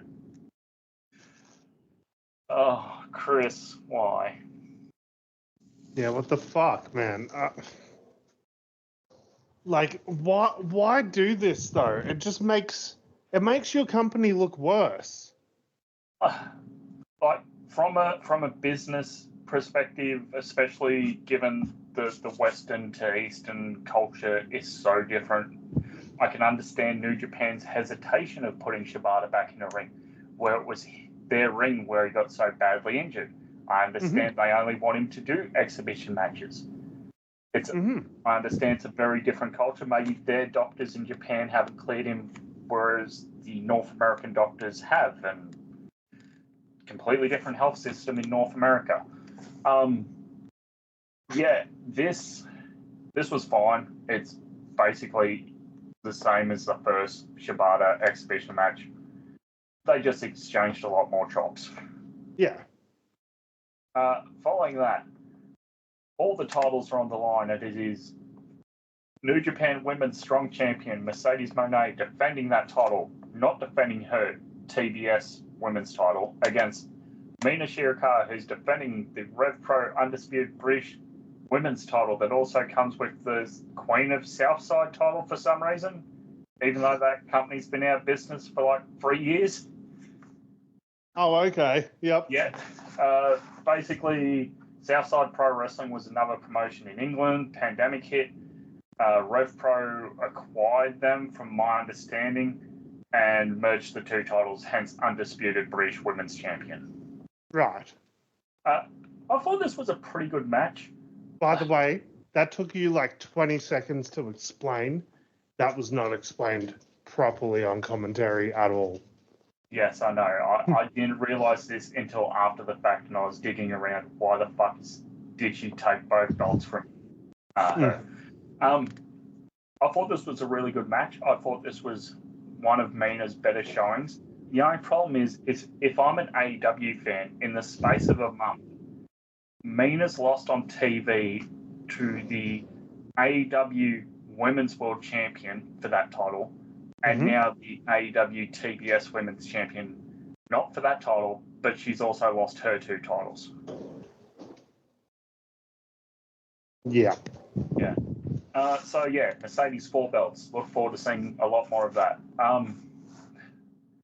Mina, I get, is still under contract with STARDOM. Just, I guess, have her go away for a while. And when this is out of people's minds, bring her back. Following that was a special singles match that, had he retained, would have been for the title. David Finlay taking on Brody King. This, a really good match. I know we don't talk about much. There was a Best of Super Juniors a number of years ago where Creepy Umbrella Man did come across from Ring of Honor, and at the time he had his Enterprise where Brody King came over as his second for those tag matches on that Super Junior tour. But they was sort of acting like this is Brody King's first time in New Japan. Right. If he didn't have a match though, did he? He was doing tag matches with him on that tour, on like how they do singles match night A, and then on night B they do undercard tag matches. So he was in the undercard tag matches. Right. Okay. So yeah, it was sort of a bit weird. That I could have just said he hasn't had a singles match. Yeah, that's true too. I thought, hell of a match here. Be interesting to see where David Finlay goes in this new year. Hopefully not back to the global division. But yeah, I thought that was pretty good. Any other real thoughts on that match? I still haven't turned the corner on David Finlay yet. Delaney. It's just like he still feels like black and gold version of Jay White, like reject shop version Jay White. Yeah, he sort of does. From there, special singles match of Shota Umino challenging Claudio Castagnoli. Commentary talking up like Shota called out Mox for this match, but Mox said, "No, fuck you, I'm just going to send Claudio instead." This is where you were referencing the night before. Claudio does tear up the paper championships of Shooter. This was a fine match. I personally would have had Shota lose here and maybe turn him, but I can see why New Japan doesn't want to do that either. Yeah, it's all a bit silly, isn't it? During this match too, where Chris Charlton just goes to town, like tearing John Moxley to shreds too. He was your world champion, like, not even 6 months ago. What the? Yeah, and like bringing up shit about like John Moxley and his US title reign where he couldn't come to Japan because of COVID. That one was, actually, I know one of them was because of a typhoon that they stripped him. Yeah. But then there was that US title reign where he like pretty much only defended it in America. Well, whose fault's that? Yeah. It's like at least there was fucking defending it and defending it in front of an audience you don't have. So bringing eyes to something that's eventually going to end up back on your show, hopefully bringing those eyes with it. Yes. Well, it got defended more than the fucking never 6-man titles that somehow Tanahashi holds but didn't wear the belt out. It's like Chris Charlton thinks that New Japan's a lot bigger than it actually is. I get it's the biggest company in Japan. It's sort of the biggest company in this area of the world, like Asia Pacific. I honestly don't know what the end goal was here. We're not setting up for any War of the Worlds big brand versus brand, company versus company show that I'm aware of. And here's, like, spoiler for what we're going to talk about later. This is where they really, like, I was thinking, oh, maybe they're going to do a thing at Forbidden Door this year or whatever. And they're just, like, trying to tease tension or whatever. But then the next night where it's like, oh, Chris Charlton's not on commentary anymore. It's like, oh, okay, that wasn't a direction. That was him going into business for himself. You've just made it blatantly obvious that that's what's happened now too. Yeah. So, but also, like, apparently Tony Khan, like, cracked the shits about it or whatever. And it's like, Tony Khan, if you were a true fucking booker, you would take it and use it. Well, yes. Apparently, one of the lines was Money Mark. Mm-hmm. Offended Tony. Yes, but also, that is the insult for him because he honestly keeps proving himself to be one. Like, he gets called that all the fucking time. He should know that's just a cheap way to insult him. Yes. We might as well get all this out of the way now that we're talking about. Criticizes Mox, criticizes the Bucks in their match, criticizes Kenny Omega, who's making his return from diverticulitis. Literally chose to make his return in your company instead of his own. Yes, to help elevate one of your guys. Literally in this company, in having this match on this show, to thank the company for giving him the position he's in today. Yes, to give back to the company that helped make him a household name amongst wrestling fans. Yes, and it's not the first time he's come back. He came back a few months ago to do that, like, in-ring promo. Or, like, set up the whole thing. When was it that he came back to do Wrestle Kingdom against Ospreay? Last year, the year before. Hang on. I've still got that tab open. Because that was the year that they did the New Year's Dash and they had Omega and Okada team together and it was fucking amazing. I think it was 2 years ago. Because 2 years ago makes sense, yeah. Kenny. Yeah, because he would have been out of action last year. Yeah. Kenny against Ospreay, yeah. Last year, 2 years ago. Sorry, 2 years ago. Yeah, and he didn't have to come back to do that either. No. But the fans wanted it, and Kenny gave it to us. Like, Kenny is an EVP of this company, right? So if there's something he doesn't want to do, he won't do it. Yeah, you wouldn't think so. No, well, I'm sure there's a lot of stuff he doesn't want to do that he still does, probably because he's a good fucking company guy. But yeah, he can still choose to not do something if he doesn't want to do it. Yeah. And the fact that he's chosen to come to your company, one of the biggest fucking names in the world, is chosen to come to your company to put over, guess what? A guy that most people watching this match, or that aren't regular watchers of Japan, have no idea who the fuck this guy is. That's a fair point. Like I had somewhat of an idea of who he is, but even I was like, why is Kenny Omega wrestling this guy? Like, why him? Because I didn't know how good this guy is. Yeah. Like, the He's last time improved I a saw lot. him, he was just a fucking young boy. Also true. Yeah, criticizes Jack Perry. Criticizes Ricochet. Why does he get to skip the line for this IWGP World Title match? The rest of this show was nails on a chalkboard for a large part, which is not just you and me. A large portion of the fan base has actually. You know what? Said that. Why the fuck does Yoshinobu Kanemaru and Sho get to skip the line for the ROH tag belts? Because there's not really a line because they're never defended, but same point.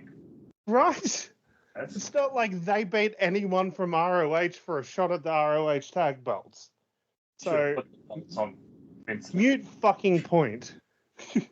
Yes. Okay. Double title, AEW International and New Japan Never belt.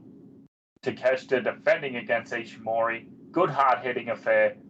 Takeshita retains, and in the following days it's announced Takeshita's also signed an agreement with New Japan. Yeah, so I don't get what he does now. He just, like, you know how they, a really massive common trope on the indies these days is the belt collector. Takeshita's the contract collector. He's got contracts with he's got a contract with DDT still as well. Like DDT, AEW, probably Ring of Honor, New Japan. Yeah, the contract collector. Fucking Don Callis has got fucking 3 major fucking paydays out of this. Good on him. I must say, I do like that New Japan held off announcing this until afterwards, so you weren't sure if they were going to give the belt to Takeshita or not. You're like, he's not contracted to New Japan. He's a DDT guy. They're not going to do that. Yeah. IWGP tag title match freeway for the vacated titles because Aaron Henare got injured, so Grado Khan had to also vacate his half. But he's called in Jeff Cobb to be his tag partner for this match against the Young Bucks, Matthew and Nicholas Jackson, who came out with their EVP Titantron, but their old school Young Buck music. And they should have come out wearing their old school fucking tights that had their faces all over it. You know the ones I'm talking about. Pretty sure they wore those at the House of Hardcore event I went to when they defended the Ring of Honor tag belts against Spirit Squad, like Kenny Dykstra and one of the other members. Oh, that's right. Yeah, fucking hell. What the fuck? Also in this match is Los Ingobernables de Japón, Hiromu and Naito. This match is pretty good if you like your Young Bucks style, junior heavyweight style wrestling. Who the fuck was legal? I don't know.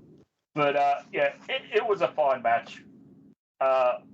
Anything else you really want to add to that? It was just Bucks going, Meltzer! So they do a Meltzer, yelling over the crowd. Yep. Yeah, this was a fine match for sure. I wasn't expecting the result. No, so Bucks, your new tag champions. I didn't expect them to pin O'Khan out of everyone in this match. I feel like O'Khan got shafted these entire fucking 2 days. And I feel like he's getting over greatly. Yes, he is greatly over. Yes. And yeah, just call him the Great Over. But like, he is over as shit now. And now is like, in the past, he wasn't over and they were pushing the shit out of him. Now he's getting over and they're not doing anything. Yeah. The fuck? Yeah, there's a few companies that don't strike while the iron is hot. Oh, yeah, we'll talk about that. Next up, what a lot of people saw as the popcorn break, global title defense of Yota Tsuji against Jack Perry. This was a match that happened and went 13 minutes. I cannot remember a single thing from this match other than Jack Perry came out with his goat mask. Yeah, I don't remember it either. Okay. Uh, The Jack Perry effect. So this next match, co-main event, non-title, Gabe Kidd, who is your strong openweight champion, comes out without the strong title, but has New Japan plastered on his trunks. Found that odd. Yep. And then Kenny Omega comes out to more Final Fantasy music. Just give me Devil's Sky once in Tokyo Dome, will you? Please. Yeah. I get you're a gamer, Kenny, but you know, just once. To be fair, he at least made that his new entrance music, the thing he did use at Wrestle Kingdom, so he's using that going forward. Yeah, I'm not a fan of that. At least it's not as bad as Zack Sabre Jr.'s TMDK Young Punks remix number 4. Yeah, what the fuck happened there? Anyway. So fucking good. Omega and Kidd, I thought they were having a pretty good match. There's chairs being thrown in the ring. Walker Stewart remarks, the ring here's starting to look like an ECW show. And Chris Charlton, but we've drawn a bigger house than them. It's like, shut the fuck up. Now you're fucking burying a dead promotion. The Dome's only a third full, Chris, and it's like 10,000 less than the night before.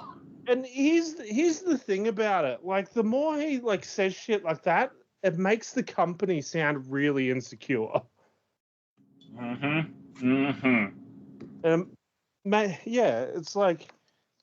It's like, in school you'd make that one comment to someone and be like, shut up, dickhead. And then that person will just go on a fucking 20-minute rant on you. And it's like, oh, okay, yeah, we've fucking struck a nerve here. That's just when you niggle the guy who's at footy all the time. So I know everyone's really high on this match. And I just mentioned the chairs being thrown in the ring. I was, Chris's stupid comments aside, I was pretty high on this match. And then they pick up chairs and Gabe cracks Kenny twice in the head, unprotected. Kenny cracks Gabe once, unprotected. Gabe gets his hands up on Kenny's second swing. Fuck this match. Oh, okay. I get it. The unprotected chair shot thing. I get it. But fuck, it was a good match, man.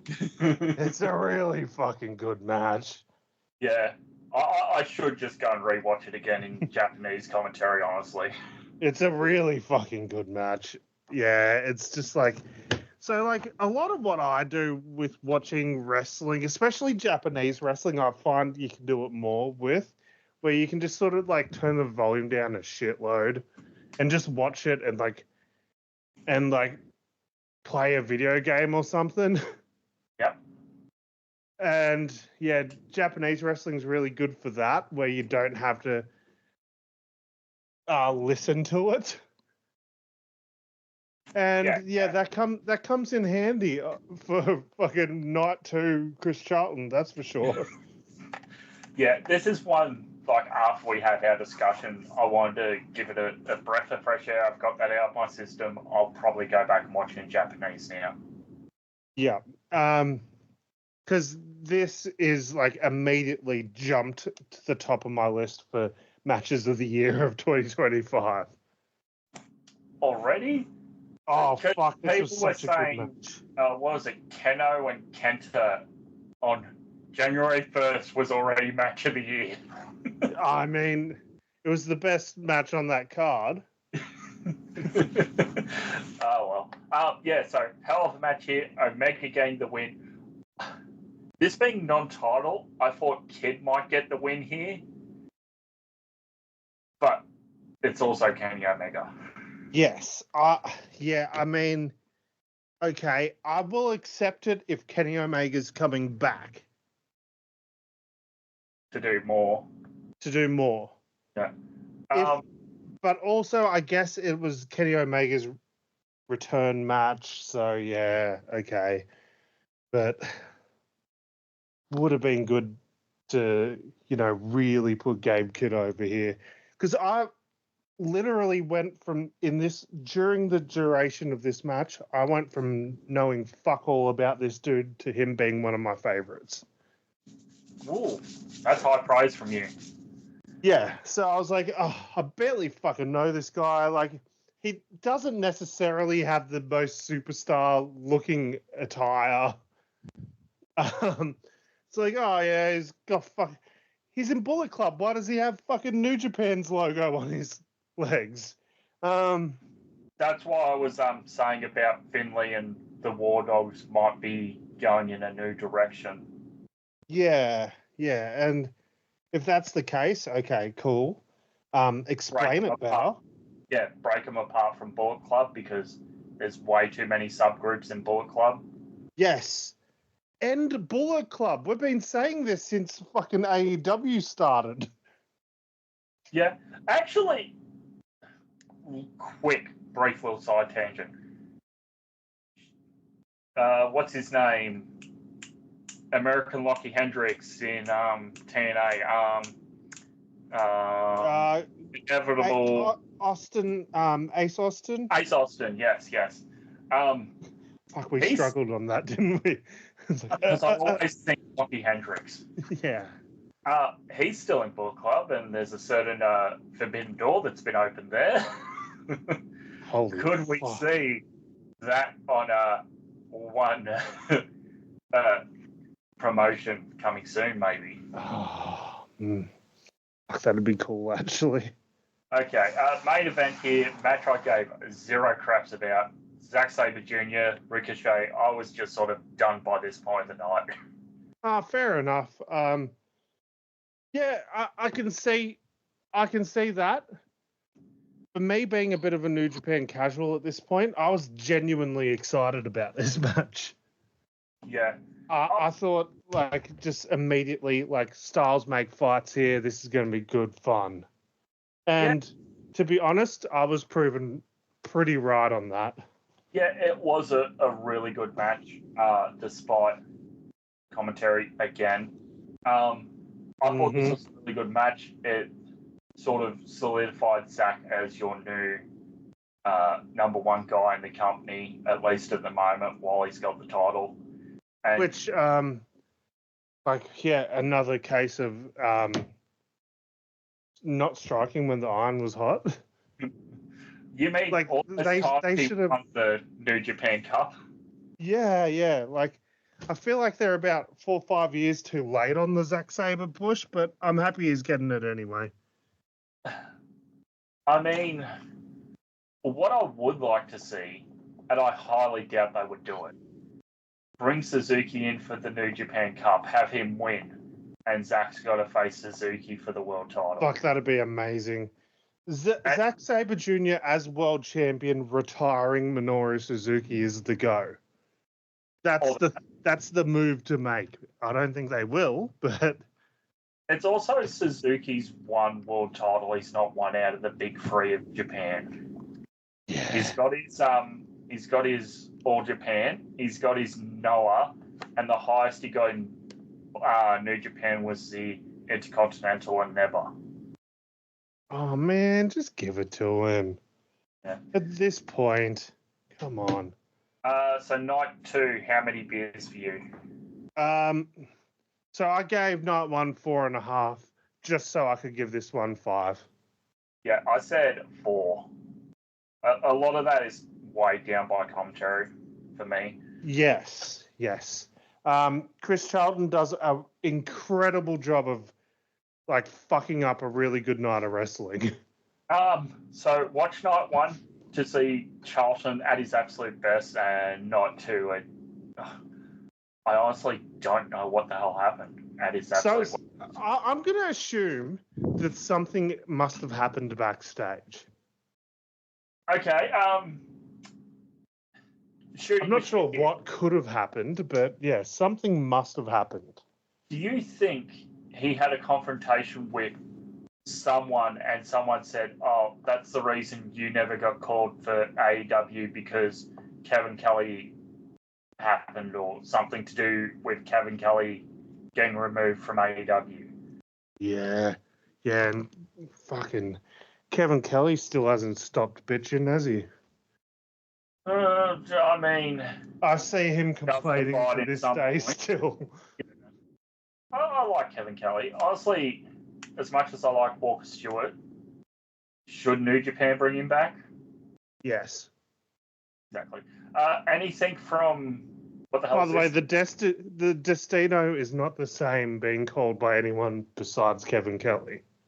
Yes. So on Dash, there's the 10-man tag of United Empire. They come out, and Cobb goes over. Oh no, actually, the main unit comes out first. Phantasmo, Jado, Masawato, Shooter, Umino, and Honma. And Phantasmo goes over the desk and asks, "Where's Chris?" And Walker's just quiet. And then in the post-match, after United Empire win, Cobb goes over the desk and says, "Where's Chris?" And Walker says, "Nothing." And Cobb says, "Well, I guess you better watch what you say." And Walker says, "Yeah, I guess we all have to watch ourselves." So that was on the English commentary portion, and then TJP joins commentary for the rest of the night shortly after this match. Which, by the way, TJP was really good on commentary. Yeah, I enjoyed him. Also, during the Wrestle Kingdom, so the night one, they were mentioning that Gino should be back sometime soon. Yay! Yeah, I'm not sure when. Is there anything of note for you here on Dash that you actually want to touch on? Because I found it incredibly noticeable. Everyone from AEW was not on this show, and in the past 2 years, we've at least had some AEW presence. Yeah, and that's the main reason. Honestly, the main reason I watched this was like, oh, this is at some point they're going to do what they did that year, where they surprisingly brought out Kenny, right? And nothing fucking happened on this show. Yeah, this was one of the more forgettable episodes of Dash.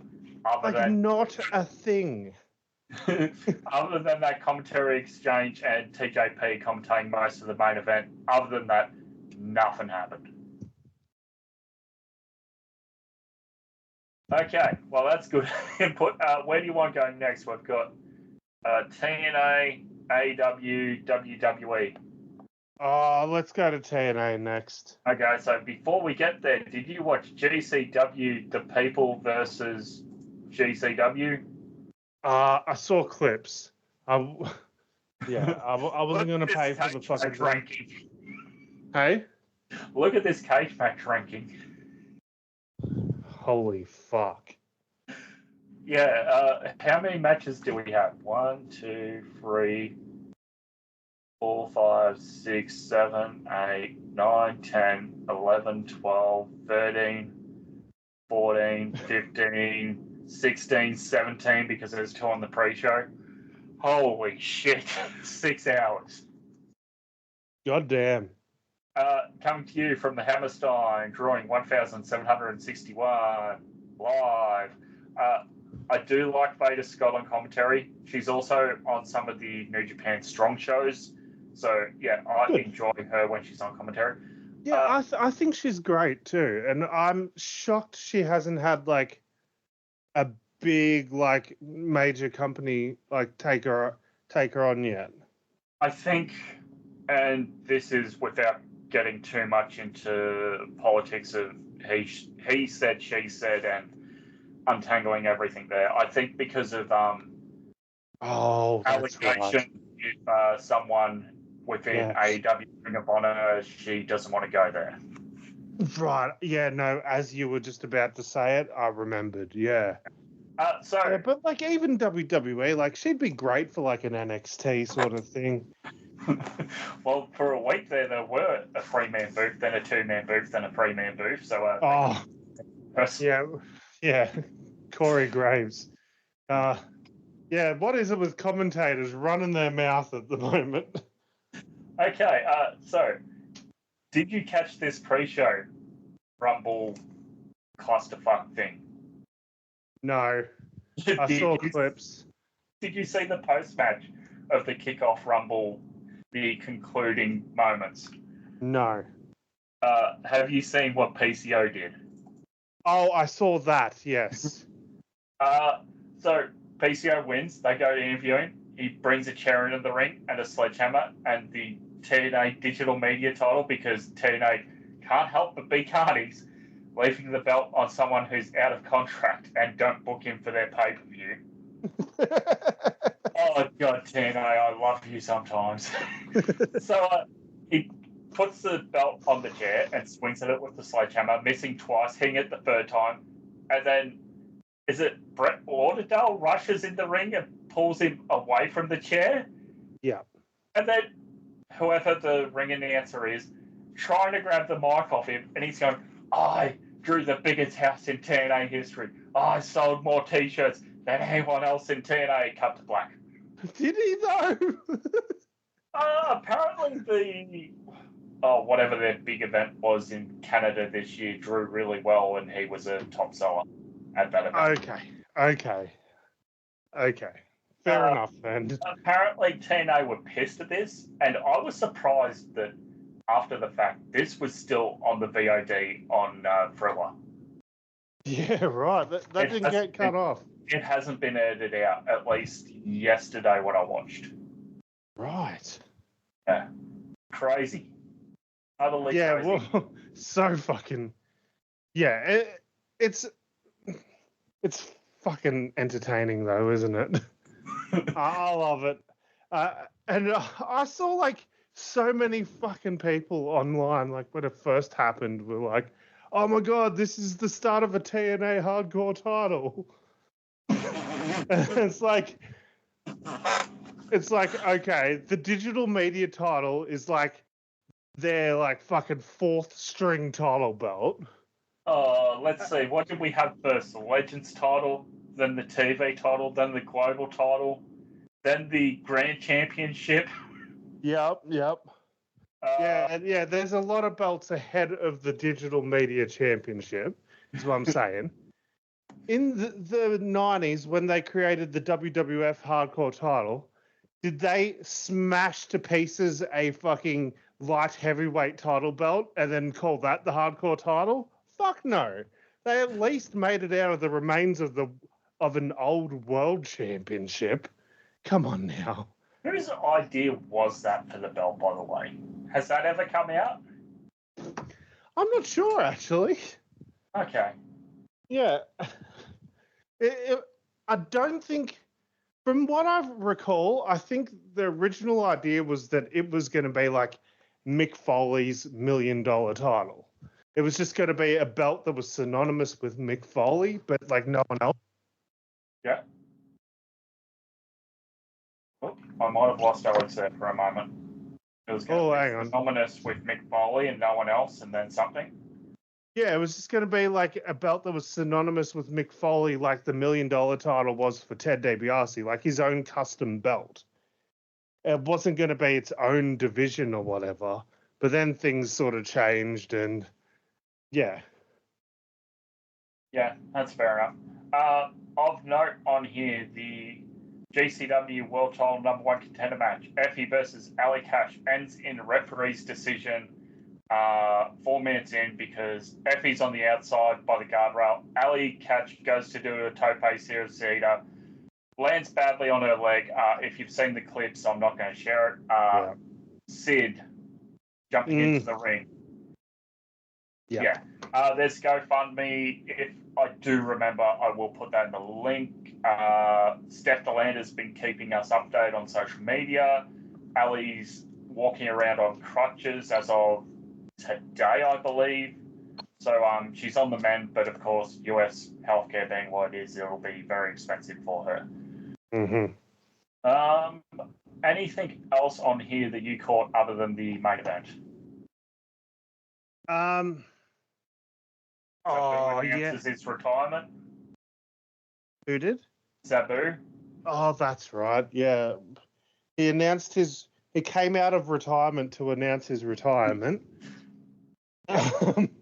At this year's GCW Spring Break show in Las Vegas, when last year he was going to go in the Hall of Fame in Philadelphia and didn't want to go downstairs from his hotel room. Oh, that's right. but now they fully think he's going to show up to a match. Over under on Sabu no shows. Sabu no showing his own retirement match would be the most Sabu fucking thing ever. Didn't Heyman get rid of him because he no showed a date, like in the original ECW? Yeah. Oh man. Okay. Sabu was out of ECW for years, not years, like 96 or 97, like for a full ass year or so. Yeah. Main event here, which is really the only other thing that I took time to go and watch. Joe Janela versus Masato Tanaka apparently is a really good match. It's just sandwiched between 6 hours, so I haven't gone and watched it myself. I saw bits of like what Matt Cardona did, and it was like, oh, okay, it was weird, but I guess it's a good way to get Jimmy Lloyd over. And did we really need to do that on this show with 17 other matches? Yeah, and it's like, okay. And he did a weird thing where he squashed some fucking random dude first, and then Jimmy Lloyd did the thing. Yeah, he squashes 2 people, and then Jimmy Lloyd beats up Cardona. Yeah, it's like, oh, okay. Does that not scream Hogan to you? It's like, okay, I'll put your guy over, but I need to go over twice first.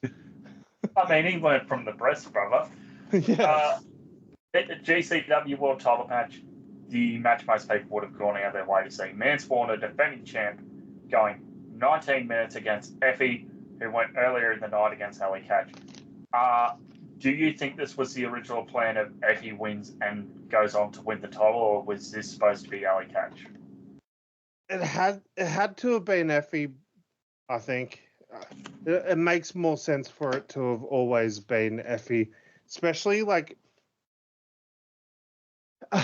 I mean, Effie's been in the limelight for all the wrong reasons lately. Yes. And those wrong reasons are the right reasons by JCW, right? Like, it's just out of his blind loyalty to JCW, he's said some really dumb shit. Yeah. So it's like, if he's going to get hate for his blind loyalty, at least give him a fucking world title run. Yeah, that's fair. I thought this was a really good moment. The only downside was this event going so long, you could see some of the crowd leaving, as is notorious in the state of New York, New Jersey. The transit system doesn't go past midnight. The most popular city in all of North America, and your transit system doesn't go past midnight. So fucking stupid. Like, I don't know if it's the whole system or if they just cut back a lot of the service. Because remember that WrestleMania where everyone got stuck in the rain after 35? Oh, yeah. Oh, man. You and I, that WrestleMania in New York is sort of what led to the birth of this podcast, isn't it? Because that's when we were like messaging each other flat out because we were watching everything that weekend. Yeah. And it's like, oh, fuck it, let's just do a podcast. Yeah, led to some good times. Overall, I'd say go check out the title win of Effie, but and did you check out the Bloodsport match of Barnett and Tom Pestock? I did watch that. Tom Petstock, not Pet's Domain. Not Pet Barn, Tom Petstock. No. Pet City. Pet City. We've got a pet stock just near our joint. I've got my loyalty cards. The dogs get spoiled at least once every couple of months from there. Love pet stock, but once the show we have 4 dogs. But this was actually a really good showing for Tom Petstock. I keep almost actually saying Petstock. It was a really good showing for him. But this is just another case of like, why is Josh Barnett winning all of these matches? Because he's the first 1 to 10 in Bloodsport matches. The crowd booed this, and I was surprised that the GCW crowd booed Josh Barnett. over a WWE guy, a former WWE guy, for his literally his first ever match outside of the system. Yes. I mean, he's a former Golden Gloves winner. He's gone and done jiu-jitsu tournaments since being released. Yeah. Like, credit to the guy. He fits well in a blood sport type environment. I'm telling you now, like, I think I'm all for, like, Baron Corbin just tearing up the indies. I think he could be really good on the indie scene. Yeah, because he'll put in the work and make a go of it. Yeah, and here's the thing about, like, we gave him a lot of shit, but everything he ever did, sure, the booking was pretty shit, like Constable Corbin or whatever. He still went all in on it. McMahon family summoned on Raw, and like it's tweeted out from the WWE official account, and then Corbin just retweets, "I'm going to get a raise." Oh, so good. So good. He was so fucking good in the... Like, he made so many shit gimmicks, like, watchable. He helped Braun on get ready for the main roster. Yeah. Too many Braun. Yeah, like, fuck me, that NXT run with Bron Breakker was fantastic. That was the best work of Baron Corbin's fucking career. And how does he get repaid after that? Called up to the main roster, has a match, and then gets released. I don't recall saying good luck. Oh, well. But, yeah, I hope to see more of him making a win. And who would have ever thought they would hear a fucking GCW crowd in Hammerstein Ballroom telling Baron Corbin to please come back? So crazy. Yeah, right. It's actually unreal, but that just shows you how fucking good this guy is. Yes, he should have a fucking hell of a run, hopefully, next year. I want to see his TNA run. Speaking of TNA, did you happen to catch Countdown to Genesis? Yes, actually. Okay, because I did not watch the pre-show. I saw some of it. How did Jake something versus Ashante Adonis go? So, I think it was before this match. Yeah, it was before this match. That they had like, so their booth was like the Busted Open Radio guys.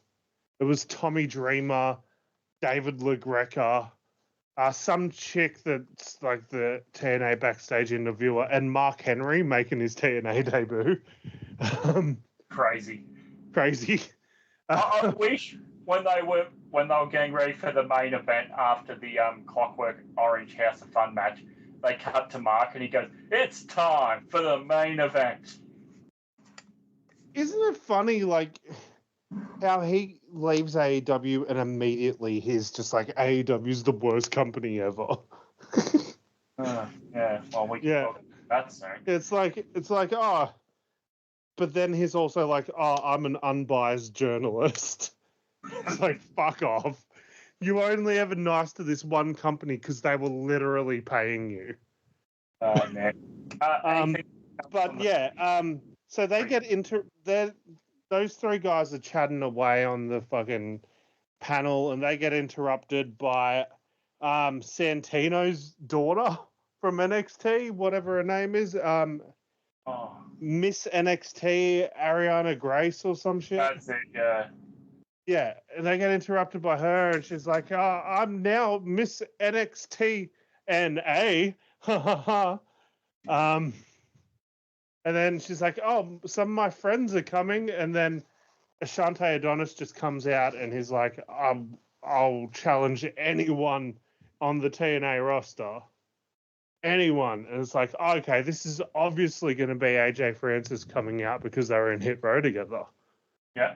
Makes so much more sense. All right, out comes.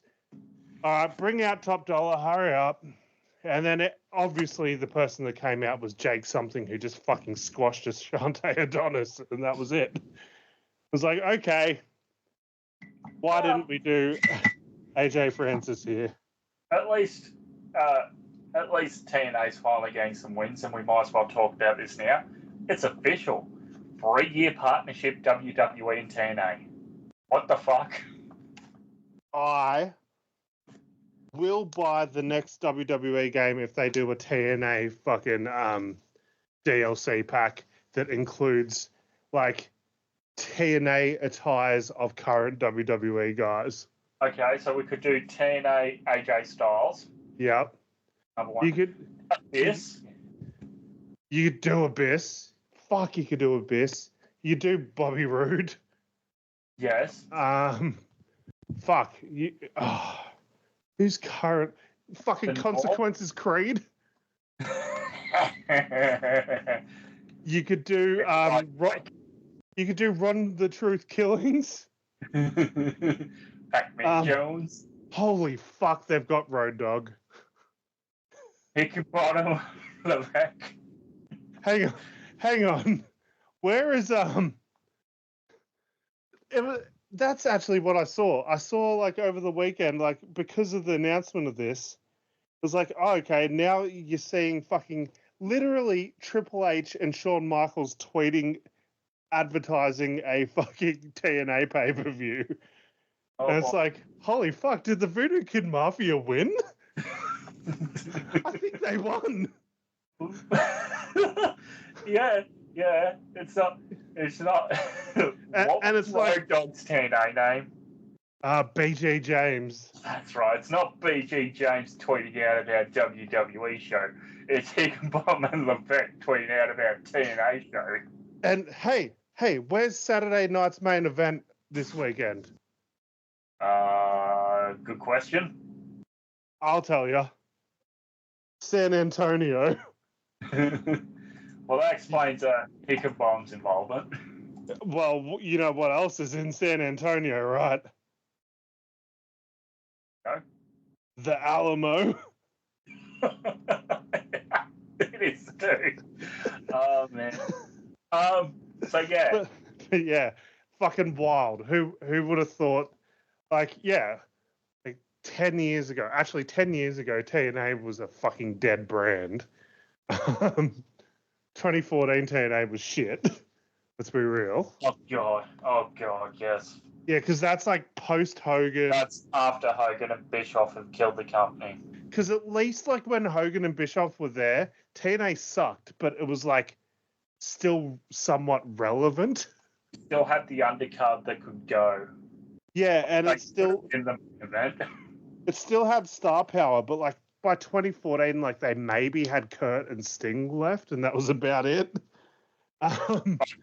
We're on the way out if they weren't already gone.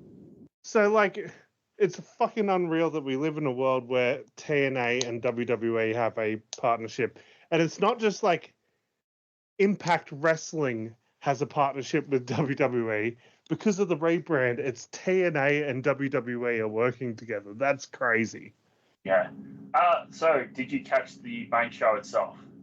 I did. Ooh. Okay. So, this coming from the same venue, Costco Well Center, 4,032 in attendance.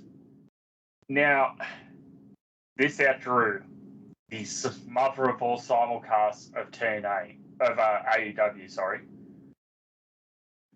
That show reportedly only drew 3,400. Fucking hell. Yeah. So outdrew it by 700. Fucking hell. Yeah, WWE and TNA teaming up together to both kill AEW. That is very much tongue-in-cheek, but it does probably provide why this is a partnership of necessity.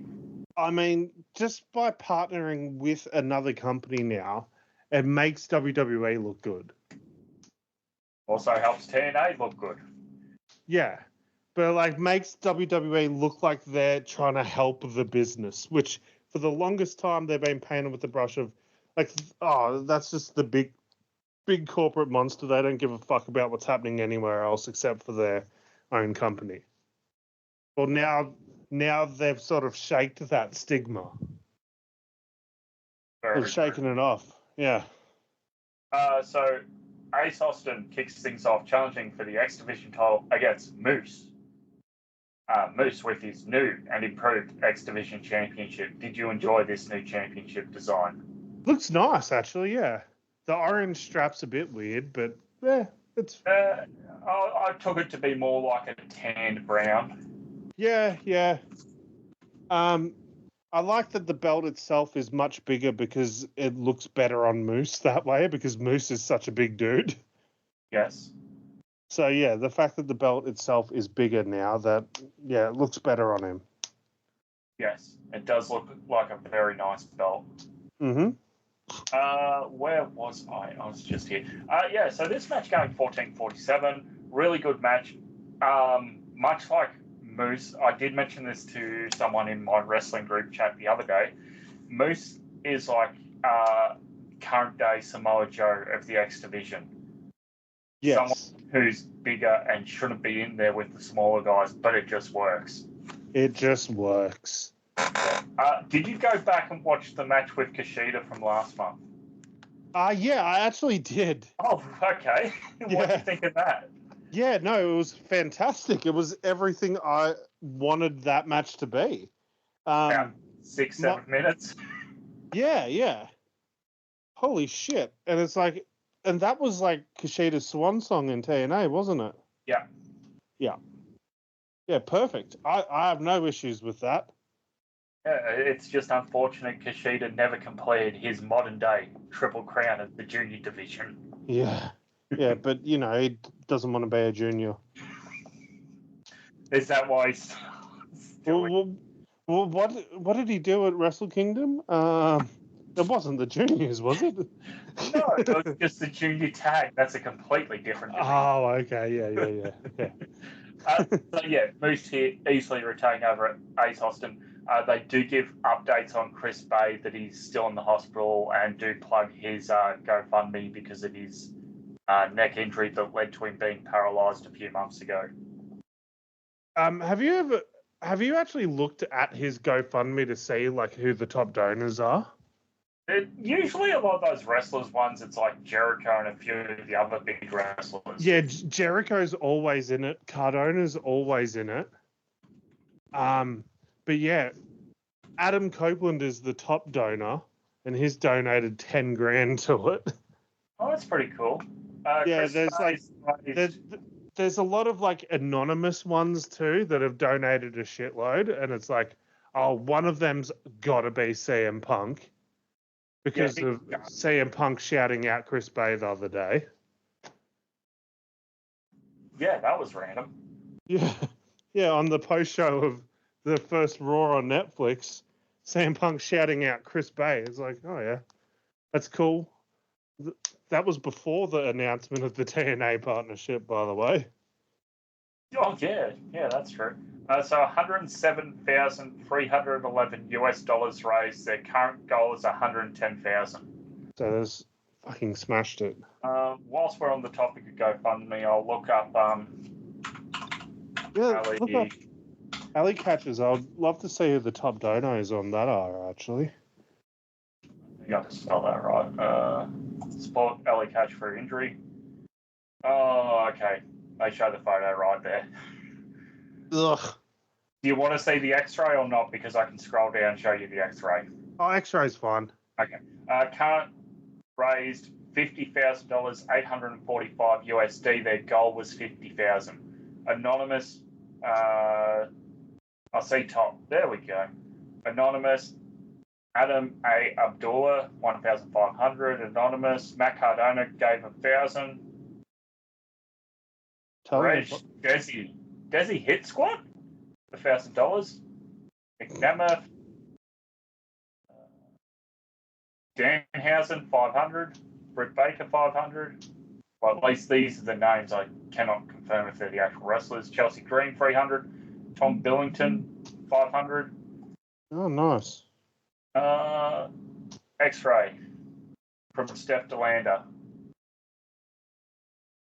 So, you can see where she's broken it here. Yeah, that is exactly here. And partial break here, it appears. That's more ankle, isn't it? Just above your ankle, yeah. So the ankle's like here, and that's the. And they say the ankle ones are the hardest ones to heal from. Because you got to keep all your weight off it. Yeah. So I'll try to remember to pop those two in the doohickey for any humans who are feeling generous to donate to those two. All the best to her. Oh my God, it's just the worst possible timing. The biggest show of the year for her. Yeah. Heartbreaks for her. Also, like a match they've been building up forever. The problem with GCW as well, I don't know if they were supposed to go so long, because they're in New York City. They've got to play to the Athletic Commission rules. They've got to wait for the ambulance to come back and the medic to be ringside before they can proceed to wrestling. Mm-hmm. So that was a bit of downtime. Anywho, so Moose retains. Tag team match here of Eric Young and Steve Macklin defeating the System, Brian Myers and Eddie Edwards. I mean, it was what it was. Mm-hmm. It's what was Eric Young's old faction in TNA when he first came back?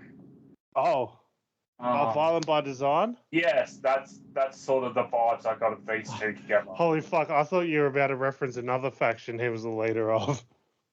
Which one? World Elite? I mean... Do you remember that one? Yes, but that wasn't the one I was thinking of. That was like 2009 when Eric Young decided to be a serious heel, and he had like Daivari, and it was like Daivari and the British invasion, and just like nothing's. Yeah, it was just like all these international wrestlers. That could have gone somewhere, and then the whole Hogan Bischoff thing happened. Mm-hmm.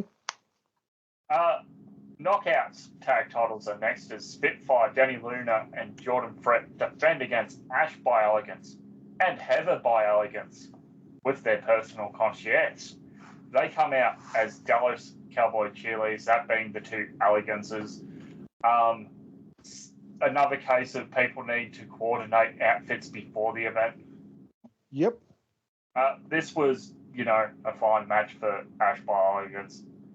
Nothing really to write home about. Spitfire retain. I'm going to say she's not as bad as she was in the WWE. Is that because she's a bit more protected in TNA? I think so. I think she's just being booked correctly. Yeah. Like, in TNA, she's a bigger name. She's a bigger fish in that pond, right? Yeah. In WWE, she was nothing. So they didn't care about trying to protect her, I guess. Yeah, that's true. Singles match was next as we saw also a Dallas Cowboys cheerleader, your Texas hero, Jordan Grace, facing Tessa Blanchard. Tessa getting booed out of the building. What were some of the choice chants of the night? Because I did happen to write those ones down. Fuck you, Tessa. She's a racist. There was fuck you, Tessa. Quite let's go Tessa chants followed by loud Tessa sucks. And incredibly audible 30-second chant of she's a racist, where the commentary was just stunned silent and just laid out. Also, I can't help but stress, as someone who's a massive nerd about wrestling and knows like where people are from, Tully Blanchard is from San Antonio, Texas, just down the road. Yeah. This is supposedly Blanchard country. Did like her grandfather or her uncle or something run a promotion there? Her grandfather did, yep. Yeah. Do you know? They ran a territory in Texas. Wasn't in Dallas, obviously, because that was taken by this other family. What are they called? I don't know. Anyway. Oh, who are they? Never heard of them. I watched that movie the other month, actually. It was really fucking good. Yeah. Anyway, so the Blanchards ran San Antonio, the Von Erichs ran Dallas. This other guy, Paul Bosch, ran Houston. Like, Texas was that big of a territory that there was separate territories within Texas. Yeah, there's a reason it's the biggest continental state in the Union. It'd be like if WA could run territories out of like Perth, Broome, and I guess one in the Kimberley. Yeah. Of course, you'd need the population there to run it. It'd be more like running in Victoria, Ballarat, Bendigo, Melbourne, Gippsland, Geelong, something like that. Yeah. Yeah, politics aside, we talk, and I feel everyone talks about this now with Tessa. Bell to bell, hell of a fucking match, possibly match of the night. And here's the thing, and John Cena of the Post Wrestling Network brought this up now that there's this partnership. If you are someone who is on the WWE board and sees this chant, or the CW, yes, do you want to risk putting Tessa on Peacock or Netflix or the CW for a NXT pay-per-view or Raw Rumble or just NXT TV? It's a really good point. Like, yeah, that's got to weigh into it at some point. Because no other company outside of Mexico has touched her really in, the past 5 years. Yep. And for it to be TNA to bring her back, it is very much, I guess, testing the waters of North America. And TNA audiences are very forgiving.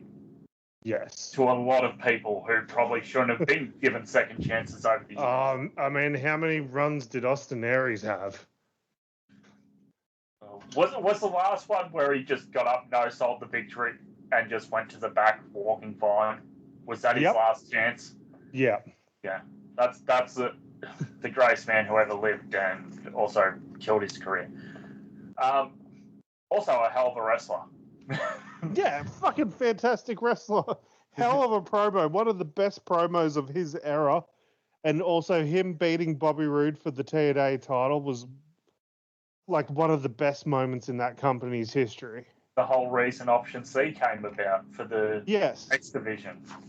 Fuck, that was so good. It was so amazing. But I've got to say the same thing about Tessa Blanchard. Holy fuck, she's so fucking good. She's so fucking good at wrestling. But yeah. So,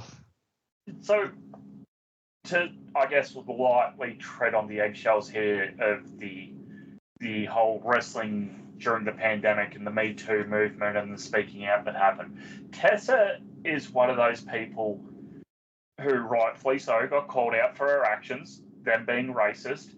There are other wrestlers who got called out for far worse and far more disgusting actions. Tessa didn't, to my knowledge and recollection, physically assault anybody or harm anybody. She politicsed people backstage and she was racist. But it's varying levels of, I guess, tiers of crimes, for lack of a better word, from that time period. And this is the new age that we're living in, of no longer a smart wrestling fan knows, wink, wink, nudge, nudge, this is just like a movie, you know, but it's entertainment.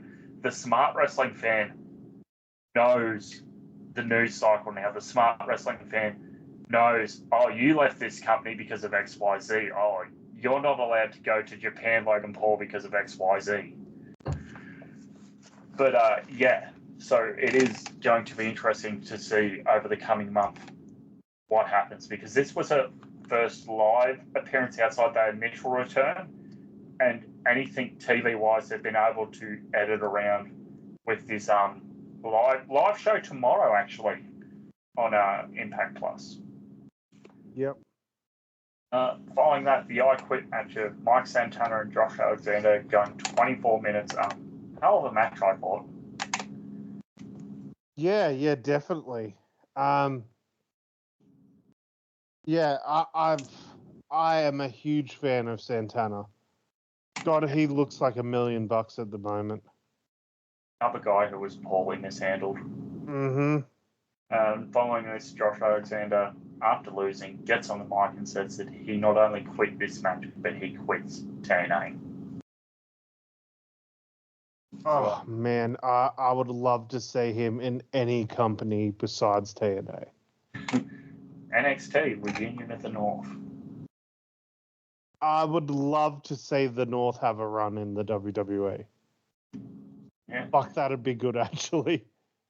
So the next match is for the TNA Tag Team titles. It's the Hardys, the defending champs. Yeah, we know. Versus the Rascals, Trey Miguel and Zachary Wentz. And outside the ring, it's the NXT champions, Braxium. Yeah, and it's like, oh my god, are we gonna get the Hardys in NXT? That sounds weirder to me than anything. Yeah, at least commentary here did explain that the Rascals, before the betrayal of not Wentz, not Miguel, Wesley, thank you. They had earned a number one contender match to the NXT titles, but they never got their match. So that's why they're getting this match on the live Impact for those titles. Yeah. Hardys win here. They retain their TNA titles. Do they pull the trigger on the Rascals? Oh, it'd be smart to do it.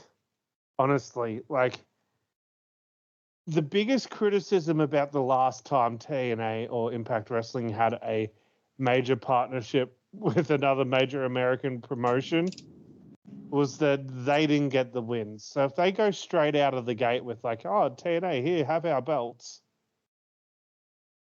Fucking, that just makes NXT and WWE look like $1 million. Yeah, it would. And then you just wait for year 3 to come around to this thing where WWE is just destroying TNA every time they get in the same room together. But fuck they put them over in that first 3 months. Yeah. That's exactly what's going to happen too. I don't know, because it's also the first live Impact in 8 years, I was saying. Fucking hell. Yeah, it's been a while. But 2016, 2017 was their last live Impact. They were still doing live Impacts then? The occasional one, yeah. Yeah, right. Yeah, so it'll be interesting to see what happens there. I do think they win the NXT titles. Co-main event, Knockouts World title, in the Clockwork Orange House of Fun match. Rosemary challenging Masha Slamovich, going about 15 minutes. Really good, fun, hardcore match here. Anything else you want to add? I'm a huge fan of Masha Slamovich. Can't wait for her to have a crossover into NXT with what's Delta's new name? Zarya. Fuck that. That's gonna be good when that happens. Yeah. Also appeared in the crowd at NXT the week the TV before this pay-per-view. Oh, okay. Yeah. So bit interesting there, and then of course did the whole backstage thing with Shawn Michaels. Oh, hi, how you going? Anywho, post-match here, Masha wins, music plays. That's not a knockout. It's an NXT women's wrestler. Cora Jade is in the Impact Zone. Yeah. That was a good sign to me that they were actually going to send some decent people over this time. Yeah. Because, like, in the past, it's been like, oh, yeah, well, here's this fucking person from Level Up. They're on Impact now. Yeah, it has been a little bit of that. So Cora goes down. Masha lifts the belt. Cora does the whole belt around the waist gesture. So maybe we'll be getting that at, I don't know, do they still do a Rumble weekend NXT show? When was the last time they did Worlds Collide? So that's also the big talking point coming out of this. The last Worlds Collide was when they unified all the NXT UK titles with the NXT North American titles. So, like, Yeah. 2023? Okay. I'll look for you. 2022. Oh, do you have it up yourself? Yep, 2022. This was also NXT's last major event in which the brand was referred to as NXT 2.0, as 9 days later the 2.0 moniker was dropped. Oh, there you go. Whatever happened to NXT Europe? Oh yeah, remember how good Mandy Rose was? Oh, God, she was good. But God, she makes a lot of money on OnlyFans, so fair enough. Yeah. Yeah. Okay. Didn't they tell her to be more sexy and more sexy and more sexy? Yep. And so she was just being more sexy and more sexy and more sexy, and then I went, no, that's too sexy. Yep. Yeah, okay. Well, different regime. Do you think she ever comes back? No. Okay. I don't think so. I don't think she ever wrestles again. Fair enough. Not NXT, TNA World Title time, as Joe Hendry is challenging Nick Nemeth for what feels like the fourth time. Going 20 minutes. This, like, I felt this match went too long. Probably could have just gone 10 and I would have been happy. Yep. Because this felt like, oh, we're going to do this now or we're not doing it at all. Yep. And we get involvement of, who is it? Kazarian comes down with his Corley shot trophy, sits on the ring apron. Out comes JBL. What the hell is going on ringside? And JBL also lays out Nick Nemeth's brother, Ryan. Late in the match, Joe Hendry, standing ovation, crowd chants one more time, hits it one more time, pins Nick Nemeth, your new TNA World Champion. They did a good job here. They didn't show Joe Hendry's parents in the crowd, or at least if they did, commentary didn't mention it until the post-match where he rolls out, hugs his parents, gets back in the ring. This was a good ending to a pay-per-view by TNA.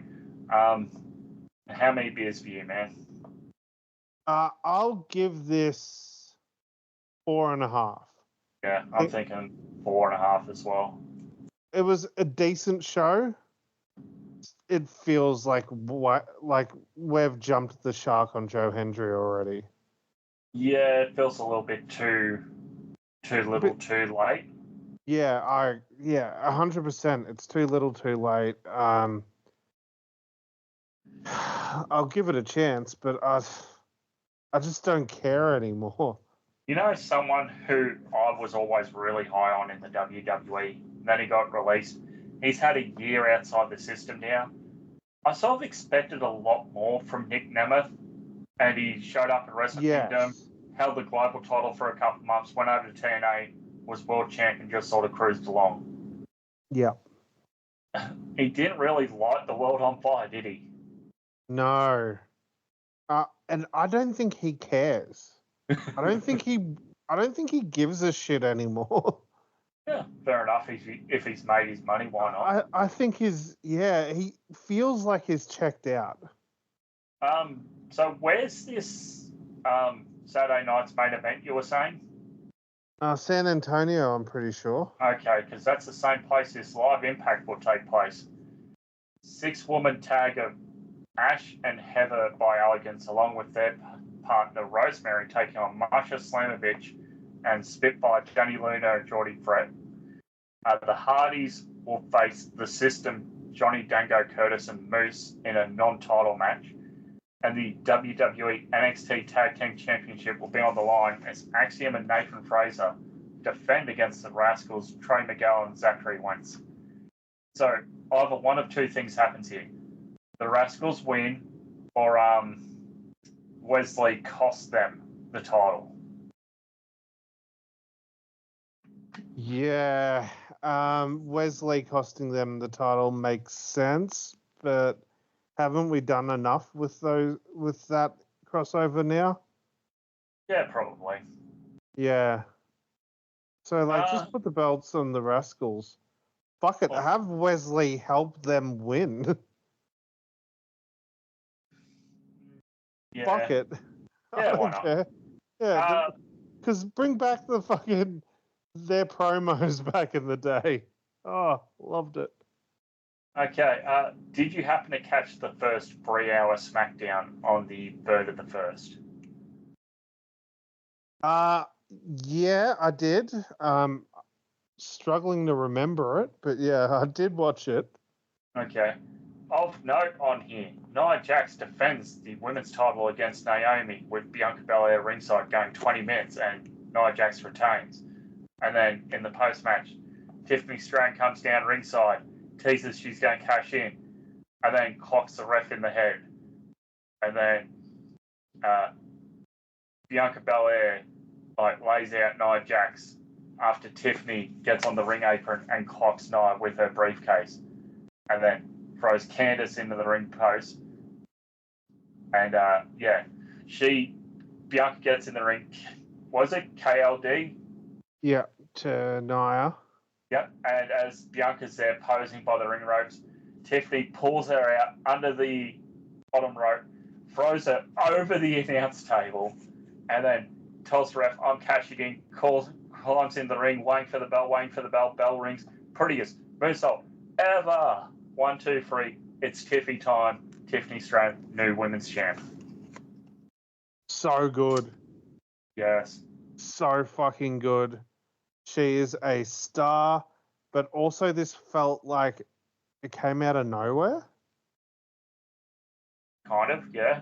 Yeah, like I'm just used to the WWE and there's got to be 30 fucking failed cash-in attempts first, but there hasn't been that many. There's been teasers, but not actual trying to cash in and then it gets foiled by someone.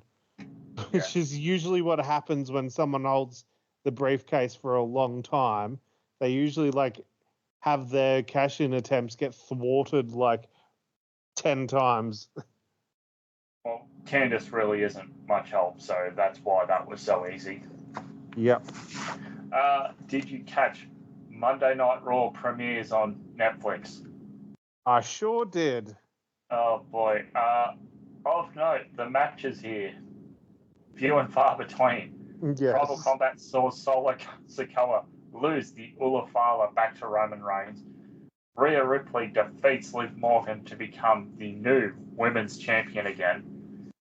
Jey Uso defeated Drew McIntyre in possibly one of the boringest matches I've seen from an Uso.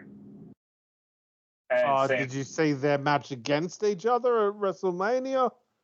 One of the most boring matches I've seen by an Uso this year. And CM Punk and Seth Rollins main evented. This match, everyone said to me for my criticism of this being a slow-paced show with too many celebrity shots and not enough wrestling, everyone's like, oh, well, this is just for the casual viewer. SmackDown will be back to normal, be a great 3 hours of SmackDown. I'm like, really? Okay. This was a fine fine Netflix debut. Rock came out, did his Rock thing. For some reason, dropped the whole "I hate you, Cody." Cody, tell your mum I said hi. Then they're fucking drinking tequila together on Instagram. And all right, fair enough if that's just on Instagram, but then they show it on Raw. Yeah. Hated it. Yeah, I did too. And then fucking Dwayne shows up and shakes Roman's hand, and it's like, okay, is anything that we've been teasing for the last 12 months actually going to happen now? But The Rock saved WrestleMania last year. You watched that documentary. Yeah. Oh, fucking. Yeah, WrestleMania wouldn't have happened if it wasn't for Dwayne Johnson. Dwayne and his Johnson. Anywho, NXT live from New Year's Eve or somewhere in Los Angeles. So this happened the first day of the fires, and then CW announced they were going to re-air it on the Saturday that week. Yeah. So first match of the night saw Roxanne Perez defending the NXT Women's Championship against Julia, going 11-14, and Julia is your new NXT Women's Champion. I didn't see this coming. No. I mean, I'm all for it. Yeah, I just thought the whole thing with the Lex Luger celebration when she won the Iron Survivor match, I thought, oh, okay, well, I guess Julia's not winning here, and maybe it's stand and deliver. Yeah. So hell of a match. I thought it was really good. Glad to see we're freshening up this women's division that Roxanne's cleaned out once again. Yes. Maybe Ring of Honor could learn from that. Yeah. Following that, women's North American title #1 contendership match saw Stephanie Vaca win against Cora Jade, Kalani Jordan, and Lola Vice in 9 minutes. So they are two sort of featured international stars from last year, one winning a title, one becoming number contender, and Zaria's off doing tag team stuff with Sol Ruka at the moment. Maybe we can ship them over to TNA and challenge Spitfire. That'd be good. Yeah. Well, we've got no NXT women's tag titles anymore. Ronnie had to unify them. Fucking hell, forgot about that. God, she sucks. Oh, you said, although she just had another kid, so good for her. That means she's not going to be wrestling for a while. So that's good news. Fair enough. Remember, she had that one Ring of Honor match, and nobody cared. No one gave a fuck. You're not even good that enough. Would have been a big deal because it's Ronda Rousey, but like, she's developed that much bad faith with the fans that no one gives a fuck anymore. No. 6-woman tag team match was next to the team with Gigi Dolan, Shotzi, and Tatum Paxley taking on Fatal Influence, Fallon Henley, JC Jane, and Jasmine Nix. Really fun match playing up between the two former Fatal Attraction members here. The NXT Heritage Cup goes to sudden death because, of course it does. Thank you, Ava. Lexis King defeating Charlie Dempsey to become NXT Heritage Cup champion again, and this time it's not disputed. And then Ava and The Rock are backstage, and Ethan Page is in the locker room talking to Ava, and then The Rock gives Ethan Page a footy tap on the way out. Yeah, that was good. So back in the day when Ethan Page was like just starting in Impact, he had a vlog on YouTube, and I just remember him giving us a tour of his home gym at the time, and it just had poster after poster after poster of The Rock on it. And Ethan Page would talk about like how big of an influence The Rock was on him. And like knowing that about him and then seeing him get to have this segment with The Rock was just really fucking cool. You can see it in his promos. Yeah, for sure. And so Ethan Page is also a figure collector. Oh, God. He collects, he's got like one of every one of The Rock's action figures. Even Blue Rocky Maivia from Survivor Series like 97. Yeah, that they re-release.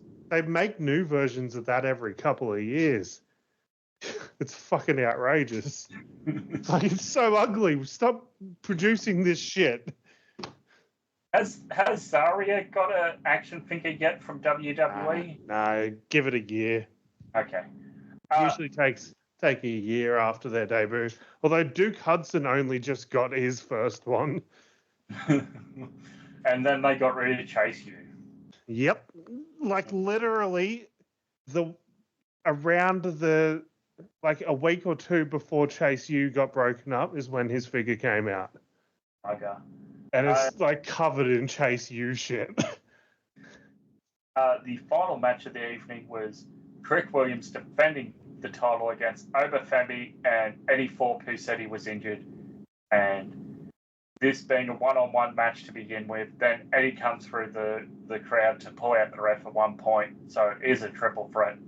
But Obafemi here, getting the win, your new NXT Men's Champion. He goes up the rampway, Julia comes back out, they both pose, and I'm like, oh, cool, we're going off the air early.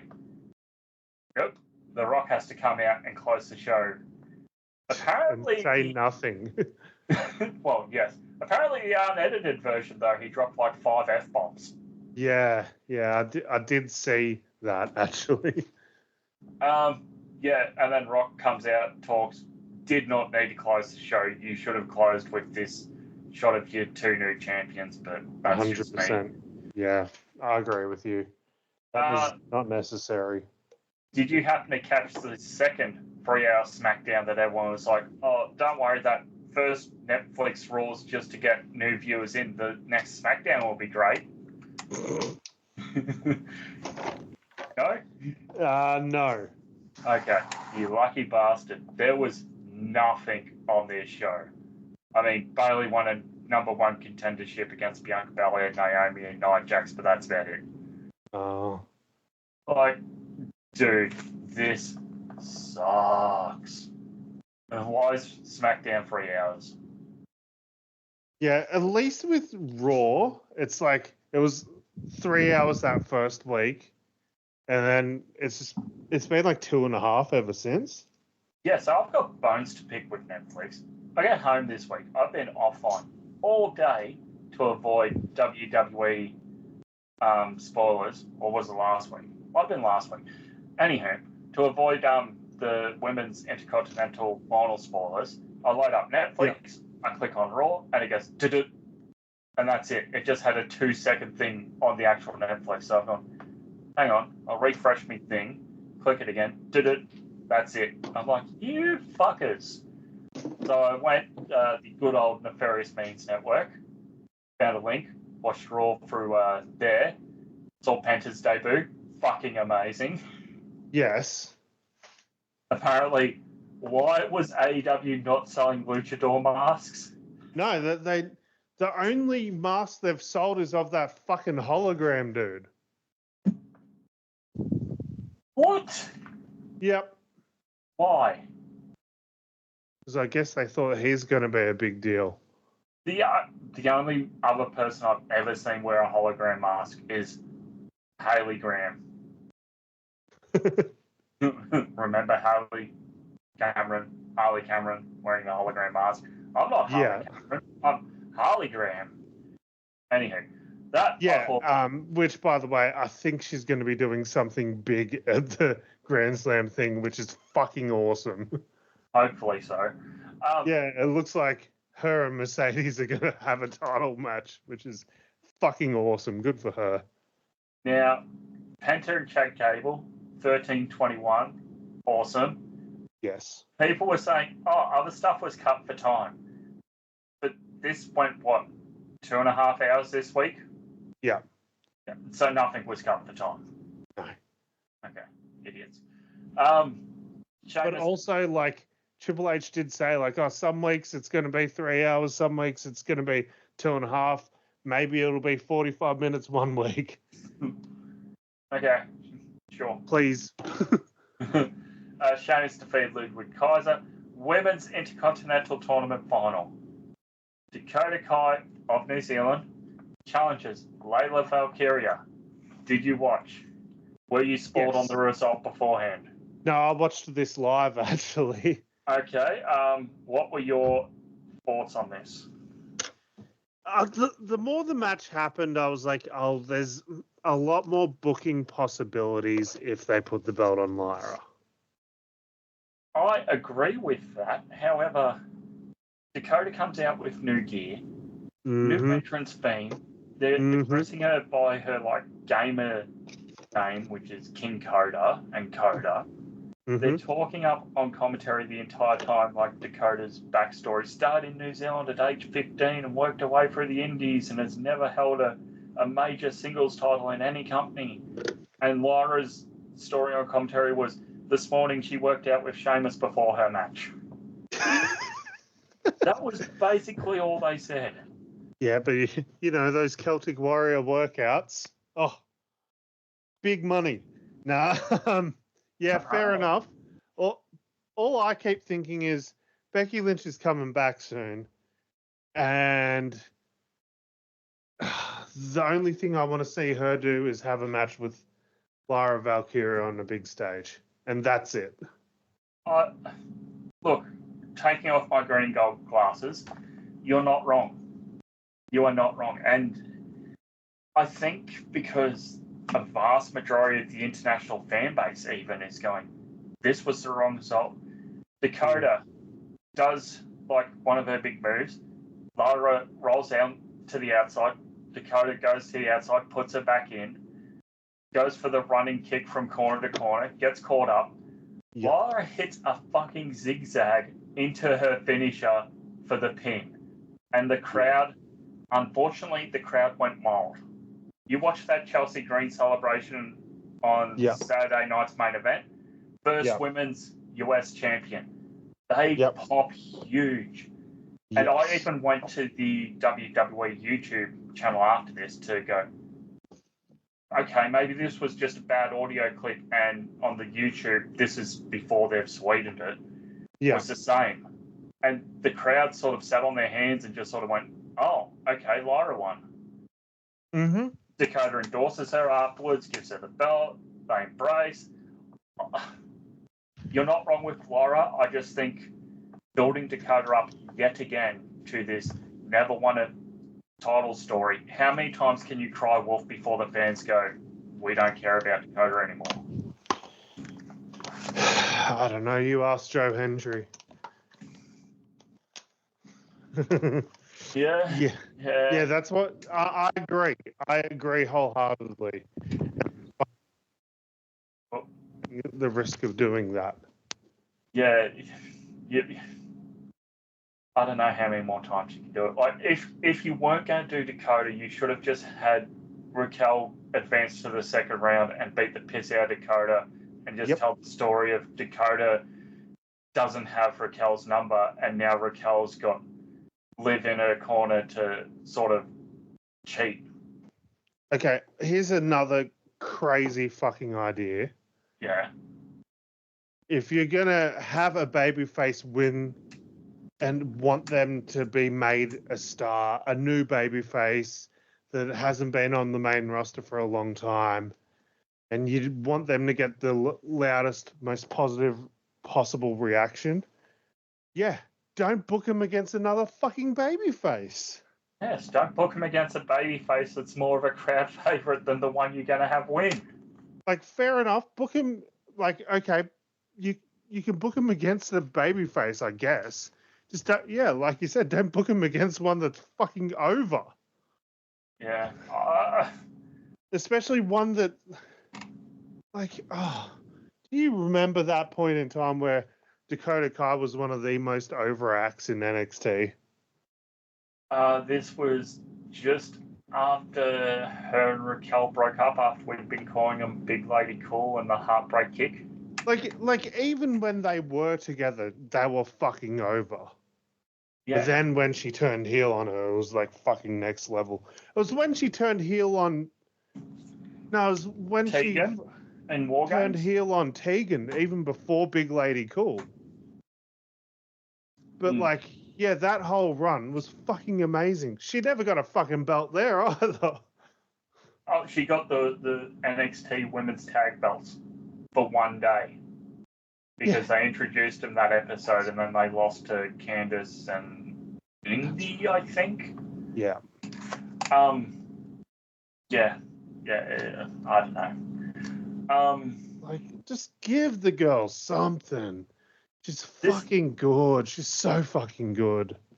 Yeah, I sort of just went, well, fuck this. I'm going to watch my favourite Dakota match before I go to bed and rewatched Evie and Kellyanne from MCW. Oh, the hole in the wall one. Yes. Yeah. Yeah, fuck yeah. That is peak MCW to me. That is right in the nostalgias for me.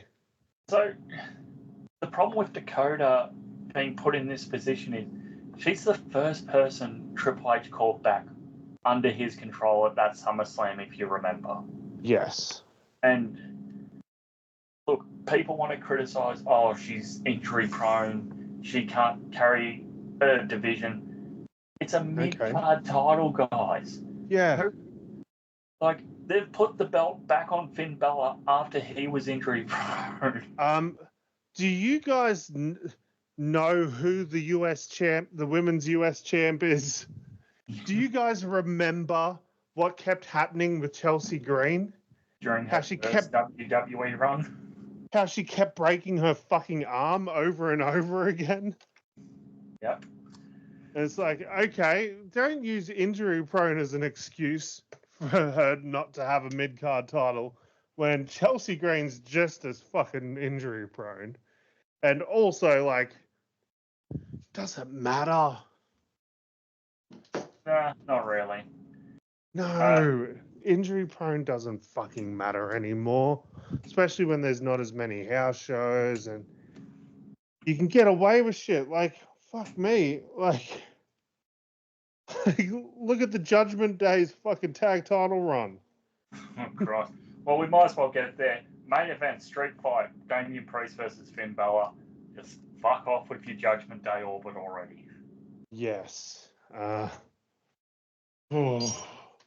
What would you rather be stuck in, the Jericho one or the Judgment Day orb? The Judgment Day orbit or the Jericho vortex? Yeah. Oh. At least with the Judgment Day one, you could possibly cross paths with Dominic, who's actually over. So yeah, maybe that. Yeah. I mean, at least Finn can fucking work. Yeah. Jericho is neither over nor can he work anymore. Yeah. Oh, yeah. Christ, did you see that FTR Bald Jericho match from Collision? Oh, FTR Bald tried his little heart out, but yeah. Oh, Christ. Okay, we might as well get to, what is this? Fight for the Fallen? This all simulcast on Max. Yeah, sure. Adam Page defeats Orange Cassidy. Okay, can we... I don't know where we're going with this singles division because all signs were pointing to Darby, and apparently Darby's fucked off preparing for Mount Everest again. Oh, has he? That's the rumor going round. Oh, Darby. Darby, you've done it again. Oh, he's just... But the thing is, with Darby, it's like, oh, you just... It's like the same thing with Jeff Hardy. Like, Jeff Hardy would fuck up or, like do something wrong and it'd just be like, oh, Jeff. That's our Jeff. Yeah, true. Tag team match, Hurt Syndicate destroy the Acclaim in 4 minutes. Julia Hart defeats Jamie Hayter in 10 minutes. Not well received. I mean, I thought it was fine. Casino Gauntlet match for the men. Number 1 spot 3-way. Jay White defeats Roderick Strong and Swerve. I love this because I was tweeting about it. In the insert interview before Roderick comes out, Adam Cole says, "This will be the year of the Undisputed Kingdom."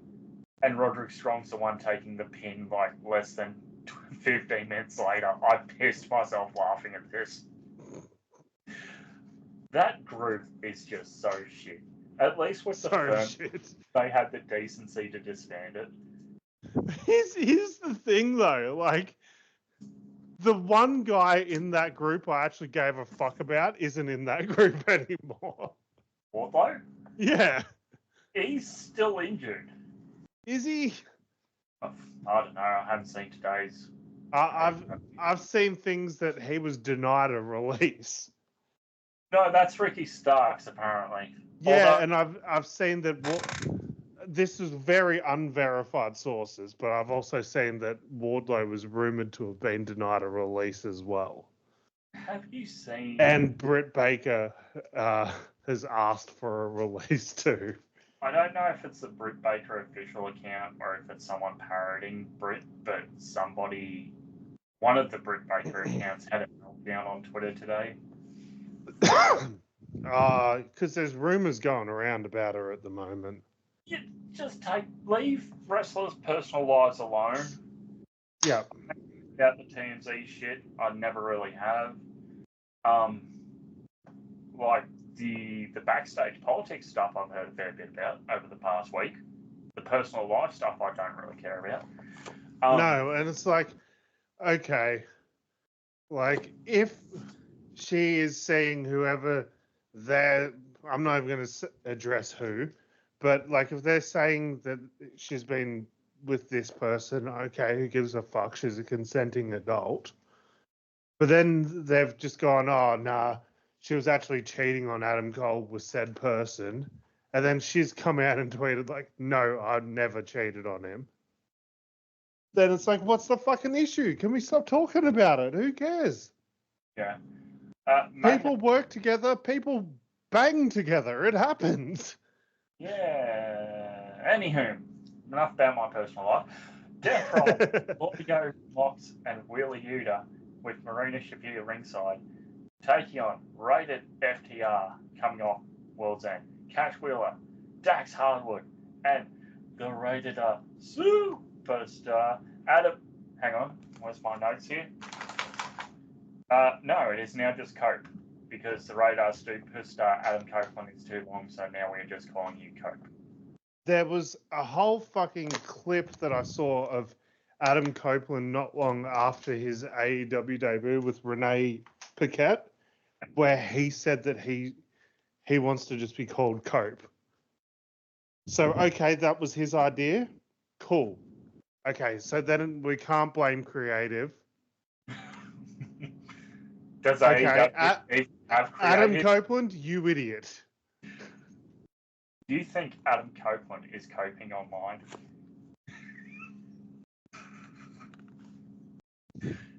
Oh, God. Cope Do you hard. think instead of vaping, he huffs copium? Do you think he borrows some of Tony Khan's copain?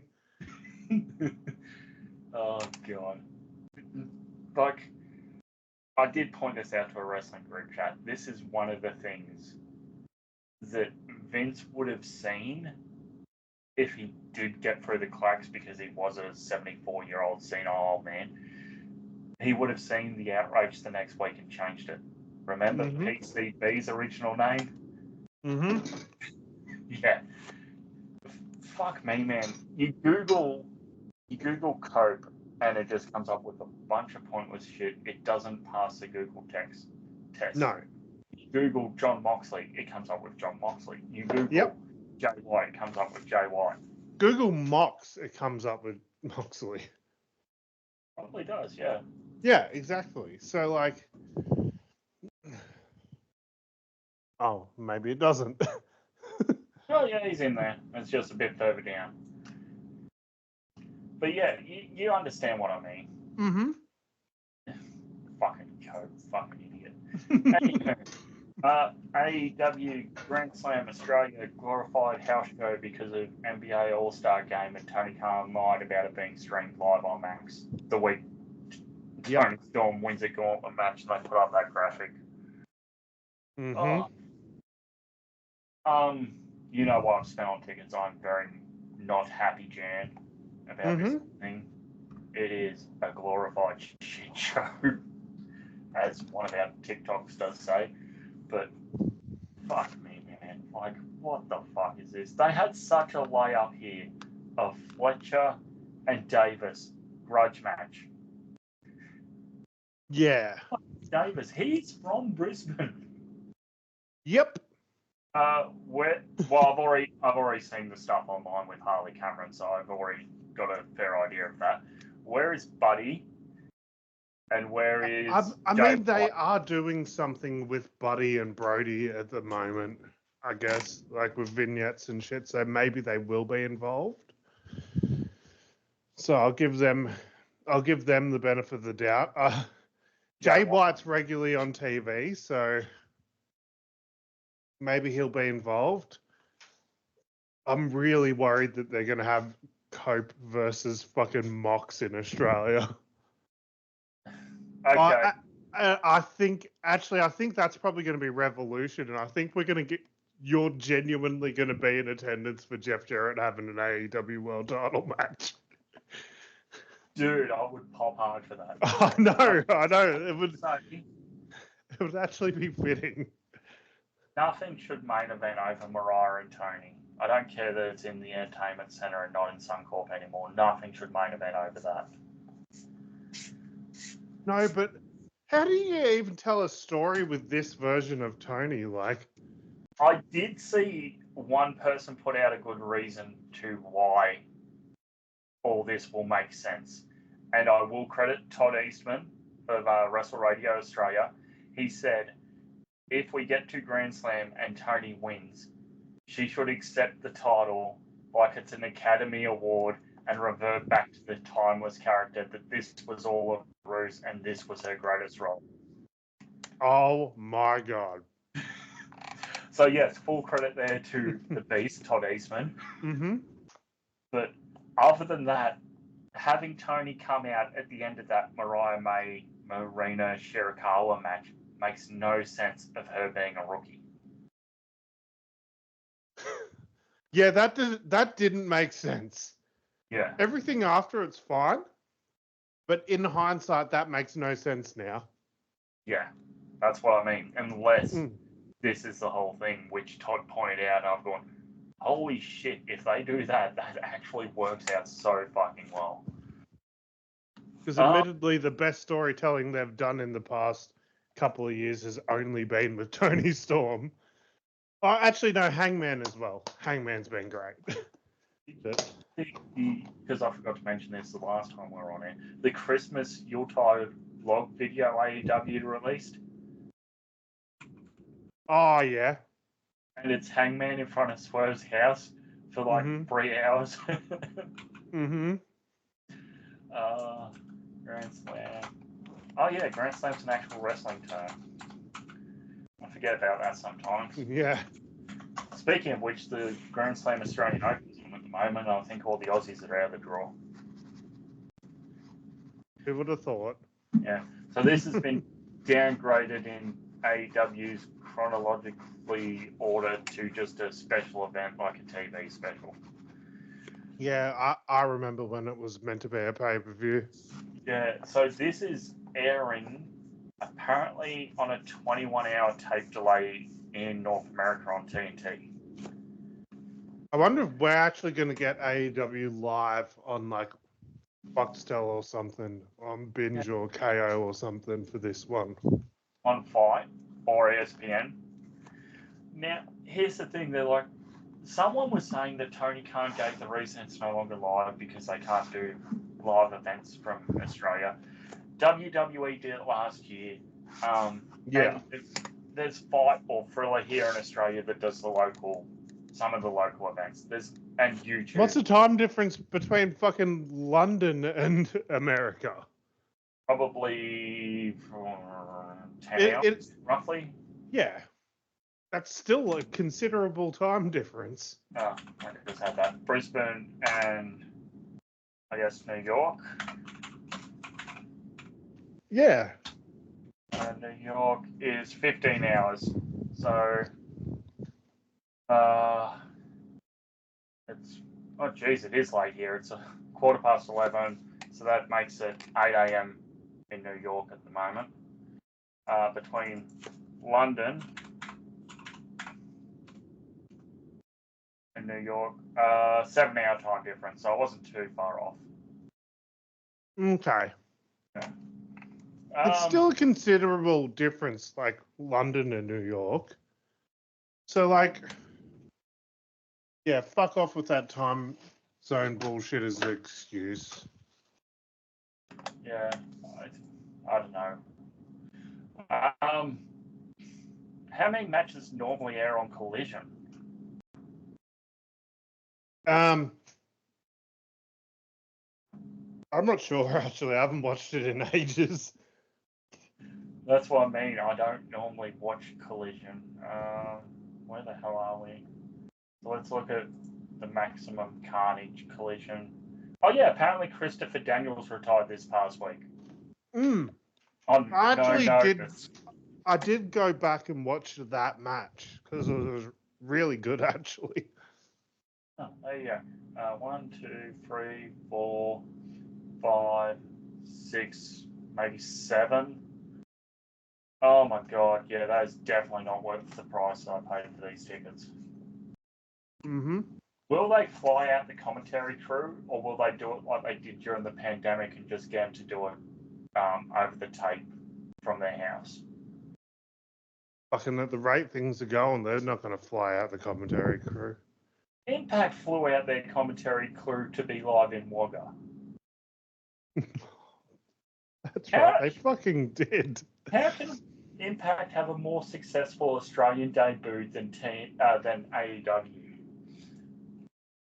Oh my god.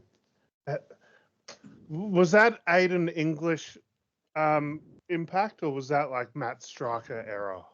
No, it was Matthew Rewalt and Tom Hefner. Because I've got my soundboard wherever that is. Hang on. Aiden English in Wagga is a weird thought. But yeah, I've got a clip of Tom Hefner saying, in Wagga Wagga. In Wagga Wagga. Yeah, I don't know how the Impact can have a more successful goddamn Australian tour than AEW. I think it's just breaking my brain. Like, I did post that I've gone through the 5 stages of grief about this. It's just utterly insane. Oh, we've also been around for 5 years on Twitter now as Wrestling All Style. That's wild, actually. Yeah. I'm beginning to accept that AEW Grand Slam is just an international house show taped to air in place of AEW Collision. Blah, blah, blah, blah, blah. I was in denial about poor ticket sales. I was angry when the event was moved. I was bargaining that it was still going to be a huge event. I was depressed at it not being a live pay-per-view, and I've accepted it's a taped house show. Mm-hmm. Yeah. I think that's about it, man. Anything you want to add? I mean, there are some genuine bright spots in AEW at the moment. Like, the Hangman stuff's great. Tony Storm's always great. It's just... The bad is just so much louder than the good.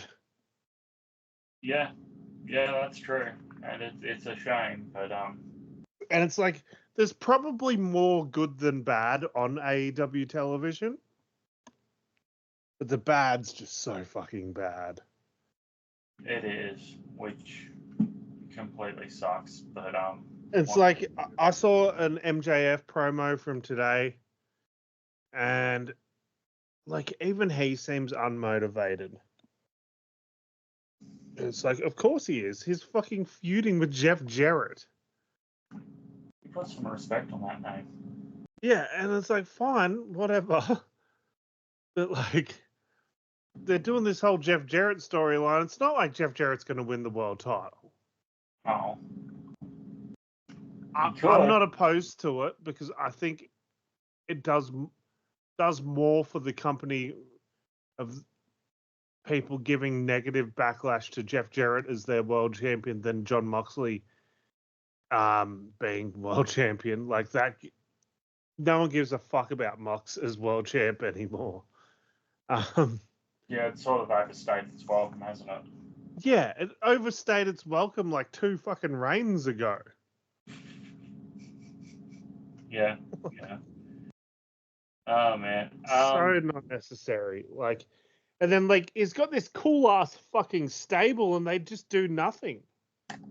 Or, like, they don't really explain why what's happening is happening. Well, it's not only us, but how long has a lot of people been saying AEW needs some direction. Ring of Honor needs some direction. There needs to just be the one overseer for all of this stuff. Oh yeah, there's the format for AEW at the moment. There's still a crap load of seats available on the cheap. Yeah. Give me a second. But Fuck me, if I was How you, can we- I'd almost just sell the seats that you got now. Like on a I secondary won't be market. able to. Oh, really? I probably wouldn't be able to for the price that they are because of where they are. Yeah, And people true. can get four seats still there and there. Oh, fuck, man. Yeah. So 6, 7, 50, about over 800 seats are still available. Yeah. Yeah. Yeah, Um, it's a fucking joke. It's yeah. Actually, before we sign off, your old favourite promotion, WCW, ran here. I wonder if they have a bigger for the Nitro they did there. Yeah, actually, that's a fair shout, and I would like to see the card too. October, if I'm remembering correctly. Yes, I believe it was around. Yeah, there we are. Nitro number 264. 9,000 in attendance Yeah. for Okay. 2,000 Nitro. Felix Skipper defeats Rey Mysterio Jr., so that'd be unmasked Rey in 2000. Yeah. Tag title match of Natural Born Thrillers. Much interaction. Sean O'Haire defeat the Boogie Nights Alex Ryan Disco with a Q to retain. A down underwear match. Tigress versus Tori Wilson. Oh, gross. Tag team match of Booker T and the Cat defeat Kevin Nash and Mike Sanders. Goldberg defeats Big Vito. Goldberg defeats Johnny the Bull. Hardcore match of Mike Awesome defeats David Flair. US title match of Lance Storm defeats Conan. And in your main event, with special referee Jeff Jarrett, Sting defeats Scott Steiner. It's crazy that Jeff Jarrett was probably a big part of that episode, and he's probably going to be a big part of this fucking AEW one. The fucking cockroach of professional wrestling, Jeff Jarrett. Yeah, at least this was, in all honesty, they should have just said, we're doing a East Coast Australia tour, we're going to do 2 stops in Nitro and Sydney, Melbourne. Yep, they literally should have just done what WCW did, ran all the same places. Yeah, I mean, you could have done 2 weeks of TV, Brisbane, Sydney, Melbourne, and then went back to Little Rock, Arkansas. Oh, they did a house show. Yeah.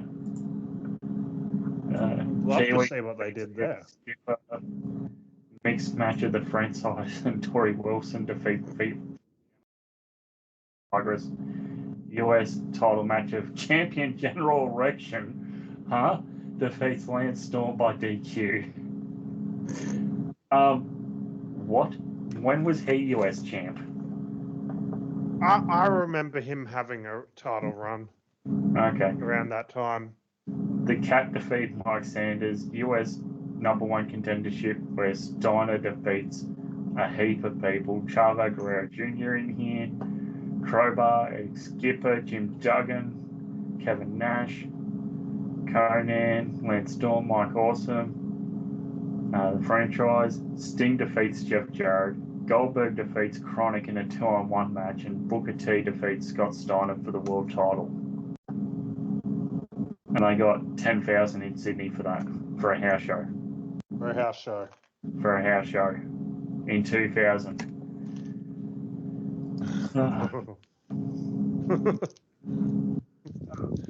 A card you want to go to, but it's your dad's birthday. Yep. Oh, you could have seen your boy Goldberg defeat your boy David Flair. I could have seen Shane Douglas have a world title match. Holy fuck. Hang on this match. Would that be the only one Sting didn't attend? Motherfucker. See, Dad did you a favour. How pissed off are you going to be if Sting appears in Australia? Oh, no. Don't say that. Kevin Nash defeats Sting in a lumberjack match before Natural Born Thrillers ringside. I think if this was a stadium show, he might have shown up, but with this being a glorified house show for TV, I highly doubt it. And there's no reason for him to show up with Darby Allin not around. Yeah, there's not really, is there? AEW really did not learn the mistakes that TNA and WCW made, did they? No. The downfall of this company, like, okay, sure, you can blame a little bit on the pandemic. Everyone can blame a little bit on that. Everyone went down a little bit.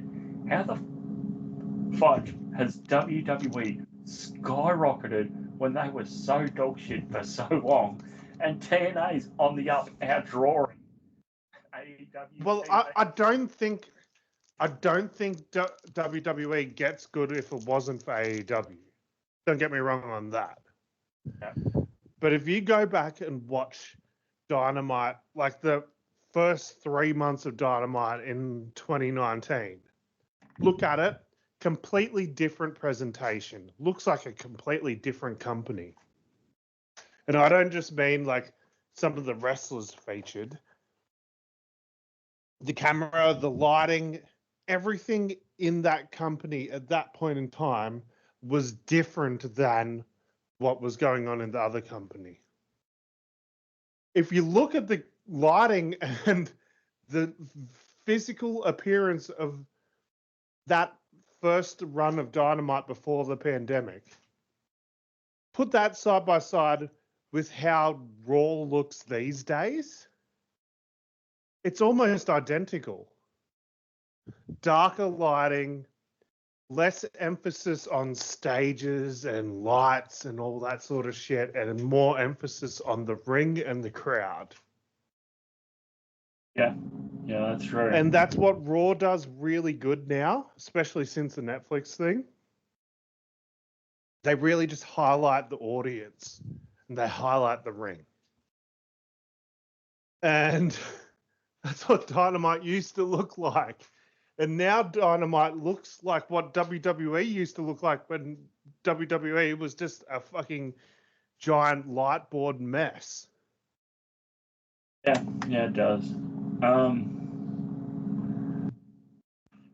Might as well wrap things up, but yeah, I'm excited for the Australian Super Show, Pro Wrestling League, and Renegades of Wrestling on the Friday, and honestly, I think Grand Slam's still going to be a good show. Yeah. It's just not the amount that I paid for. Mm-hmm. All right. Where can the good humans find you? Find me on social media at Fruity's Alex. You can find us at Wrestle Oz Style with an AUS. And search us up on Facebook, Wrestling Oz Style. You can find Chris at I'm Chris Fundo. You can go back listen to the entire Wrestling Oz Style archive for free on SoundCloud, Spotify, TuneIn, YouTube, and the RSS feed found in the show notes below, including Apple. Nothing left to say but good day, and we'll speak to you next time.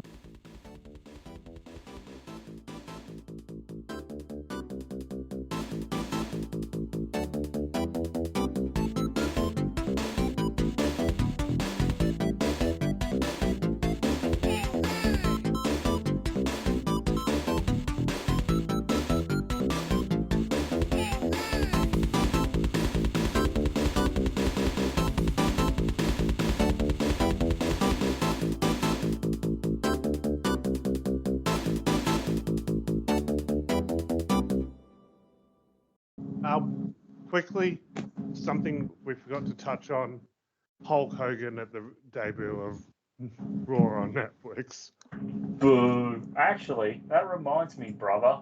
Where is it? Oh, it's right here, brother. Hold up, brother. You have to be of legal drinking age to visit the site, brother. Oh my god, that's so funny. That's on his Big's website. Okay, yep, okay. Good. So recently I went to a town called Parks, which is 5 hours away from where I live. And then on the way home, my partner, she says to me, "Oh, oh, this YouTube channel I watch have just released a new video. Could I put it on? And I was like, oh yeah, what is it? She's like, oh, it's this YouTube channel called Fundy Fridays. They just talk shit about like politics and all that sort of shit. And then she goes, yeah, he's just done a new video on Hulk Hogan. I was like, what? So we listened to it and it just covers every single lie Hulk Hogan's ever told publicly. Holy fuck, it's so good. About him main eventing Wembley because a sick kid asked him to. Yeah, when he wasn't even in the fucking company.